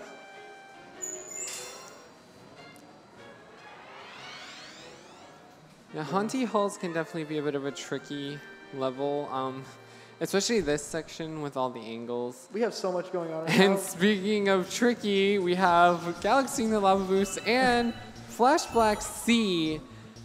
This level has No a lot. 2P. No Wow. 2P. Wow, okay, let's see this. All right. Nailing these shots. Yeah. American Sniper over here. Let's go, Rocks. Okay, missing that one. That's still, like, hitting Then- all of these is very difficult. Yeah. The nice thing about 2P is that you can just obviously. You have to collect all of these star bits while moving and Yeah. shoot them. It's a lot 1P to do this level quickly. And he's doing a great Yeah. job. Let's go, This Rocks. is pretty clean. He's still shooting. Dude, wow. This is nuts. And gonna And grab this is where Yoshi you get here. Yoshi. He's gonna gobble up all the rest of these. Nom Koopas here. nom. Sorry. So good. Oh, no! Oh, It was- we jinxed it. It was so good. Oh. Man, they get one snipe off. We were talking I about Rocks being the know. American Sniper. It's really these Octo Goombas, man. That was brutal. Holy. Okay, but gonna go for a second time around. This is going even better than the last. Okay, not getting enough star bits there, but overall, very nicely done still. Now, once you shoot these guys, they spawn 3 more, but you do have to grab those before continuing on the rampage. Yeah, it can be Oh, pretty difficult. holy to crap, block. good- Oh, you saved it! Oh my Oh god, my no, the God. spin bonk. Yeah, when you spin bonk, you And can't then get Hex a and wall Beatbox jump comment! back. Oh my god, Hex! I know, there's so much happening. Dude, what is happening on the screen right now? Oh. We need to clip this and go back over it all. Like, Literally. saving it. There's so Wow. much happening. Oh, What man. even was that? And it looks like Galax was able to finish off Gravity Gauntlet, not a problem. So got a good lava boost, very nice. Yeah, Flashback C is definitely a really tricky level, especially Oh, 1P. you gotta And being on 1 coin, health, coin. yeah, it's a good idea. Ooh, trying Okay, to, point here. yeah, getting a coin is always a good idea when you're on 1 health because, Especially here. yeah, We've making seen how easy it is to take damage. Yeah. There we go. example A. That was clean. The double Yeah, jump. the double. I love that jump. Ah, I did not like the speed there. All right, there we go. All good. Oh, the dismount into the star. The fancy little forward-facing backflip from Mario. For real. That's how momentum works in real life, I swear. Well, yeah, if you're going forward, then you flip back, right? Yeah, of course. But now Hex going to be showing off his own flashback comment. Are we going to see 2-player here? We'll see. Yeah, you'll see with 2-player, the strategy is a bit different. Since you have to shake the 2P Wiimote to spin enemies with the 2P cursor, you'll actually see Hex attempting to spin 2 Octoombas at once. So holding one with 2P and then spinning with both Wiimotes. Yeah, they're gonna, Spin with Mario and there can occasionally be used for some spin cancel long jumps to kill 2 Goombas at once. That's a little bit more technical and tricky, but if you have Luma homed in on one of them, I'm saying Odyssey terms. If you have Luma attached to one of them and then you do a spin and then long jump in the middle of it, you can kill another one by essentially long jumping, which is a lot of speed, but hard to do. so Galaxy unfortunately taking a death. This is a level that's surprisingly easy to die in. Speaking of easy which, to die on, Rox- Galaxy Generator. Rox is on 0 lives into Galaxy Yeah. Generator. So might as Long well jumping right through there. This first section, you don't want to take any damage until this, because you lava boost twice. You want to pick up the drill clean. You know the drill. I do know the drill. And then immediately, damage boost again to get rid of the drill. Is he Long gonna, jump. please grab the one up here. He needs a 1-up, right? Rox wouldn't. Okay, yeah, Rox wouldn't. He's got this. So something you Peak can actually confidence. do here. So the cycle on this planet is wait. camera beam. Skip. Oh let's go yeah, next. we skipped over that. Yeah. Purple idiot skip. Purple idiot right there, bottom Which right of the screen. abbreviates to something. Purple idiot skip. Yes, purple idiot skip.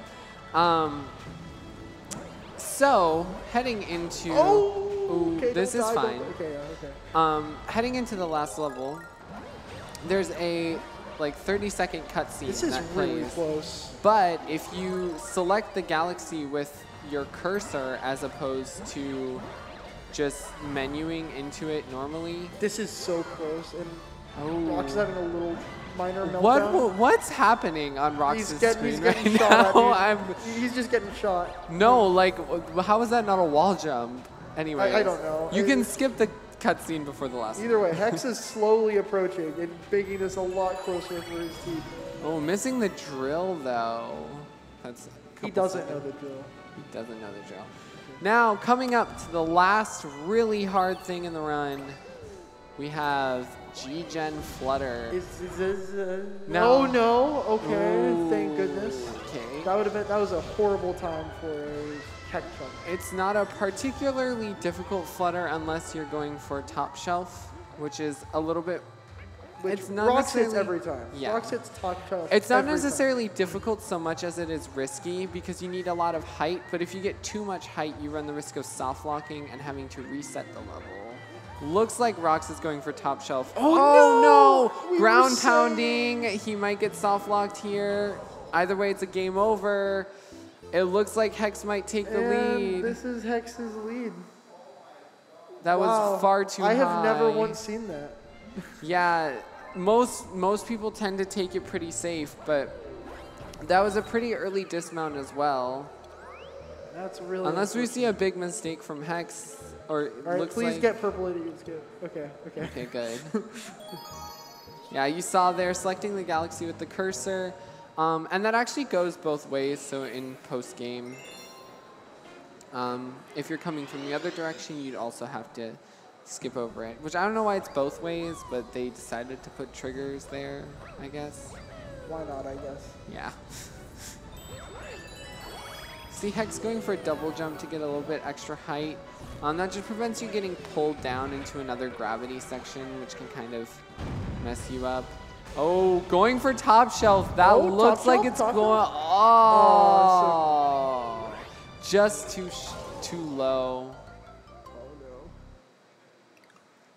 Unfortunately, Rock's hitting that back wall. You do get iframes after taking burn damage, but they only last so long.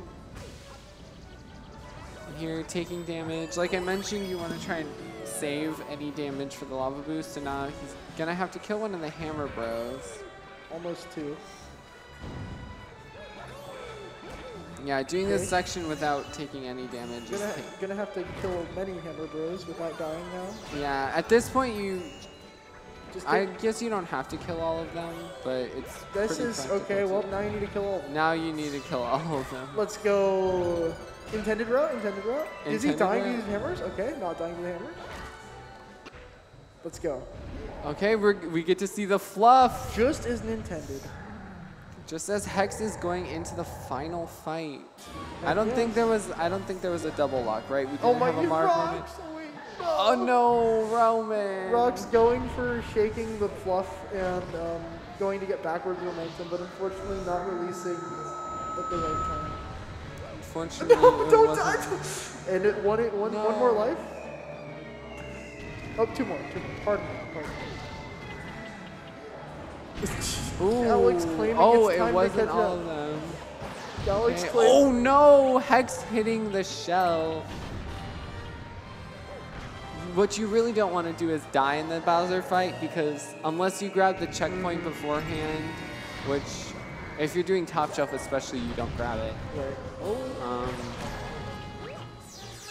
You explained punch cancels earlier, right? I did. So you do want to do those in this I level. just tried to. I don't know if I was actually able to explain successfully. Yeah, they're pretty difficult timing. It's essentially after Bowser kind of shoots down the meteors and punches, you want to time it to as he, or like after he like pulls up the fist, and kind of just before it phases over to switching, and then it'll cancel the next phase of the fight. So if that's like, if you accidentally cancel like meteors, then Bowser will just go straight to punching with no meteors, so then you'll just lose time. Yeah. Fortunately, Galax having some issues with Flash Black Comet. It is a rather difficult level to do with one key, so. Rock's making it past the bullets fine this time. Let's see the redemption top shelf. Actually, this is pretty clean from Galax. I died Yeah. next. This ending section. That was a Yeah, really that was just- silly hit. Dude, the Octagooba is just like, if I'm Yeah. going down, you're kidding me. It's like a bee. It's like, if I, with my final blow, I will inflict mass pain upon you. But there we go. Galax, all of these guys in the same level at the same time almost. Finishing it out with Galaxy Generator. And Hex is done. The Grand Star is Oh, right yeah, there. yeah. Ready to be grabbed. Ooh, Rock's Yes. going right through the Oh checkpoint. man, just long jumping directly towards it, losing a little. What? Who would have seen Oh this my coming? gosh. Wow. Bowser ate the star? What a one in I didn't a thousand. expect that. One in Is a that thousand. that's like a glitch, right? Must be. Oh man. Oh, Never seen that. that one really before. sucks. That's a really unfortunate time loss. I actually pointed this out to one of the runners. I think it's actually a little bit faster to trigger this cutscene by long jumping straight forward, even though it's not directly at the start. So I think that the cutscene is just a rectangle. So it's just slightly faster to long jump straight forward. But I don't know if people. That's funny. That's just a blue pie antic. Here, the final section of the fight, just hit Bowser 4 times. Why 4? They had to think one or 3. But yes, GG's Hex. Woo! Unless Hex somehow misses the Grand Star for the next. Can you even die Few at this minutes. last? No, you can't. Okay. There's gravity underneath it. There's actually star bits underneath there. Oh, I knew this. Yeah. Yeah. Yeah, but yeah, congratulations to Hex's team winning Yay. the 132 star relay race. Any percent SMG1, SMG2 back to back. Very nicely done. Very consistent gameplay from Hex all around. It was very nice. Good to watch. G2 is a very difficult game to play consistently, especially in a marathon setting. Yeah, there's just so much that can There's go wrong. so many As we- nerve-wracking as we've things. seen. Like we've said, Punch cancel, I think that works, right? I wasn't No, looking, yep, it but does. yeah, Very it does. nice. Um, We're all over the place. I'm I sorry. know, there's so much to talk about. Oh, and okay, I'm gonna mention this quick. The cylindrical planet is camera-based. So if you long jump into the launch star, that last launch star to the left, also GG's Hex.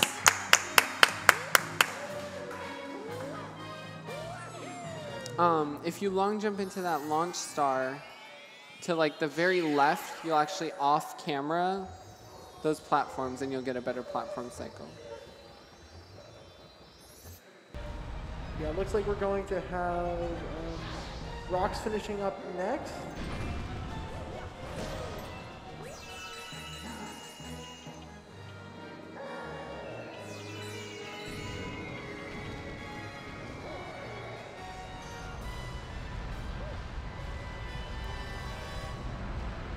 finishing up very quickly with these last two phases of the fight. We saw the fire almost done. Oh That was the man, last whoa, hit. we're so close to being done. Okay, we already did Wow. this once. We don't need to do it again. Wait, we did what once? What? Oh, We're you're right. almost Whoa. done. Okay, no. Okay, but yeah. Oh, we see Galax V here going for a Oh, wait, different Rox, flutter. Do the optimization. Do it. Just long jump straight. Do it. It's my thing. I'm claiming it. Instead of doing the flutter like Hex and Rox did, you can actually do this flutter, which is normally done in the 120 category to get the Comet medal, and it's actually a bit easier because you don't have to line up a certain angle. It's just a notched angle, and you don't have to flutter as much. So.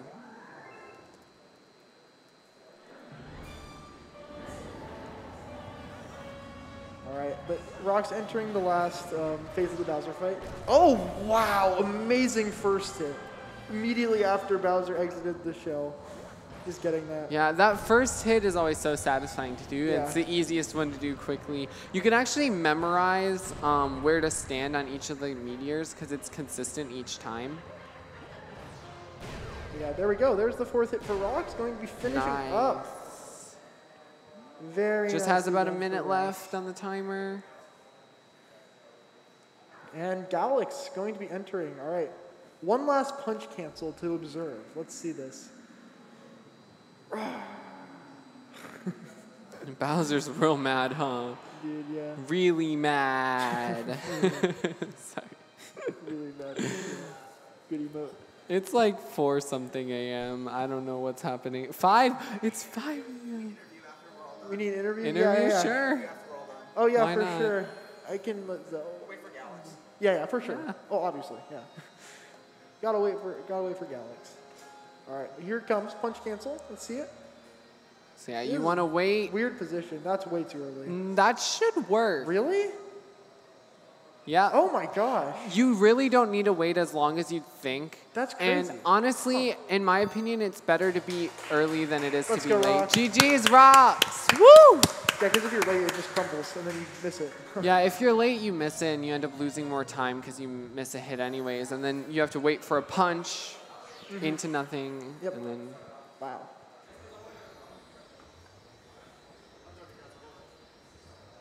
Yes, Rox is going to commentate the last. We're He's getting- going to bestow upon us words of wisdom. very, very, very wise. I never want wise. to look at this game for the rest of my life. I got a 324. Oh. That was so miserable. It's I am okay, it's so okay. tired. I had some pretty bad controller issues. Yes. Yeah, At the- we noticed. It was evident. Well, yeah, at the very beginning of the run, I died in Sky Station 1. And I just my Sky, and I died in Yoshi Star 2 because of it, and so I was a minute and a half behind from the very beginning. I played within 10 seconds of Sob and World 2 and 3 combined. What Oh was my that? But that was, How did this that game- hit the this game- shell? This game hates us This today. game is This so game is brutal. just so Some days mean it just to us is today. not. It just doesn't throw you a bone. Some Oh days, my Actually the god. biggest troll. like this.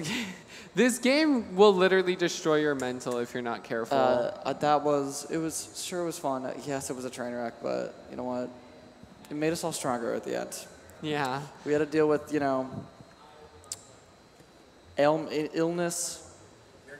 We had to deal with tech issues. We had to deal with a lot, but you know what? Water spillage. We had to deal with these spilling water.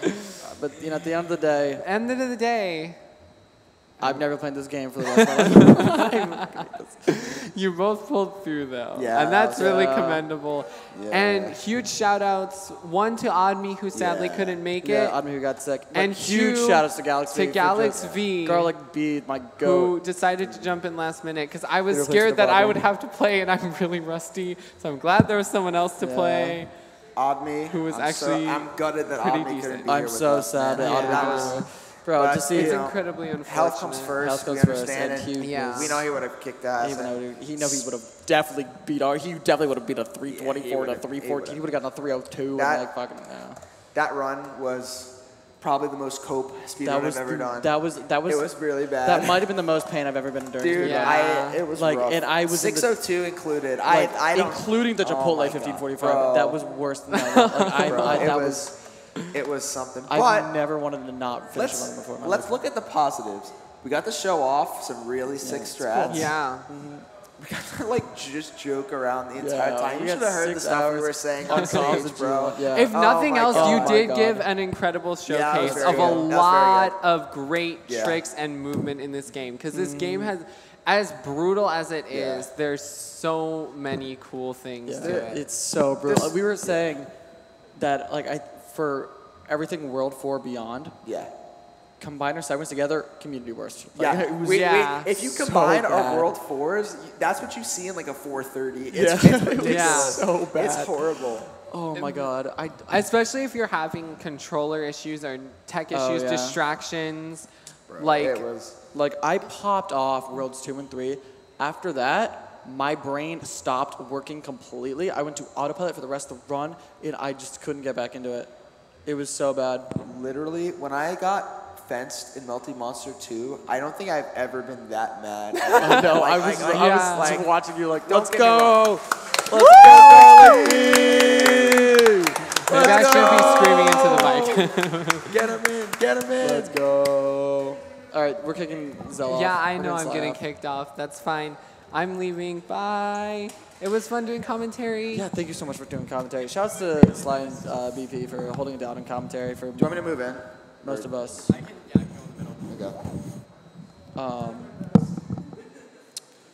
Oh shit! Yes, I got cans on us. sir. Yes, Yo, sir. Shouts to Abney for the raid. I'm so glad I gamed over to doing Expelli Dram when I had 0 lives as soon as you raided in front of 1,500 people. That was a lot of fun. Move over. I'm gonna get in the cam. Okay, fine. Me and the boys. Second Yeah, place. Boys, this is the Cope crew. The Coke Yeah, crew. that was Yo. listen. That was a fun run, and I think that no better people I would want to spend 3.5 hours with on the stage. That Garlic Bee and Hector speedruns. Dude, that, you know what? Above all else, the final time in this race, let it be what it is. No one's but gonna remember the outcome of this race, no one's and gonna I'm remember the very outcome happy of this with that. race. I am very happy We're with just that. gonna remember the banger run that we had. Just the banger time. Listen, I'm sitting next to my best friend in the entire world on stage, cracking jokes, running my favorite game of all time. Not anymore though. Holy, That run was so that run. Oh my God, It was awful. And the sun's rising. What a great The sun's time. rising. I have a horrible headache. I'm gonna sleep for a week. I'm honestly not even that tired. I'm just more done, bro. I'm I was just playing dead. G2. I was I'm so finished. outside. I'm so glad I brought a finished. car to the venue. That was, oh my God. I was in like beat block. I'm like, okay, I'm literally getting close to the end. And then I died in Flash Black. And then dude, the G-Gen fight was so bad. soft locking in G-Gen. I cannot believe I got a soft lock and died. Because you fell out. Yes. You timed out. That was really no, funny. because I would have had a exit area anyway. Like it had the same effect. Yeah. Like, I if mean, I- you game over too. I know, but like, oh my God, that was 6 minutes. I remember I looked at the monitor and you're just like flying like across the sky, Yeah, and then like- you're just like, no, like you were like it was so. Nah, but for real, shout-outs. Shouts to everyone who came by. It's so late, so the people who stayed up and watched. Yeah, you guys are all the real troopers. ones. You guys are the Especially everyone goats. here. Thank you guys. Yeah, Okay, thank round you of guys so applause. Okay, much. let's give them a round of applause. For just sticking around through us, not ditching us like literally the people who ran G1, they didn't even stay to watch us finish. Yeah. They're Yeah, part of the same run and they left. Octonome was my team, or well, became Yeah. my teammate after G1, but like, still. Shout-outs to Tech, Artemis as well. Really, helping us out. They fixing charged those Tech Strobe issues. too, yeah. And Tech. Yeah, Tech the goat. But No. yeah, seriously though, thank you everyone for letting us show this off. I know it was probably not A in train the, wreck. Yeah, it was a For my train first ever wreck on ice. in-person marathon run, Yeah. oh my God, I wish that could have was- gone any better. It was a But you train know wreck what? on ice, but it was our train wreck. It was on our ice, train wreck on and ice. it I was wouldn't want to fun. share with anyone Aw. else. Hey, bring it in, bring it in. Hey, Hey, hey, hey. Okay, we're gonna head Beautiful. out. We got a sick, done, we we're got a done. sick Lego run coming up Yep. by Chimkin the goat. So Yeah, yeah. stick around. We're- Don't go anywhere. Don't go anywhere. Pace 2023 We're gonna summer. go to bed, but Yeah. we've been up for 24 hours. Good And night. remember, at the end of the day, Tell him to bring me Tell my him to bring me money. my money. Hey, Scared Money don't make money. Here we go.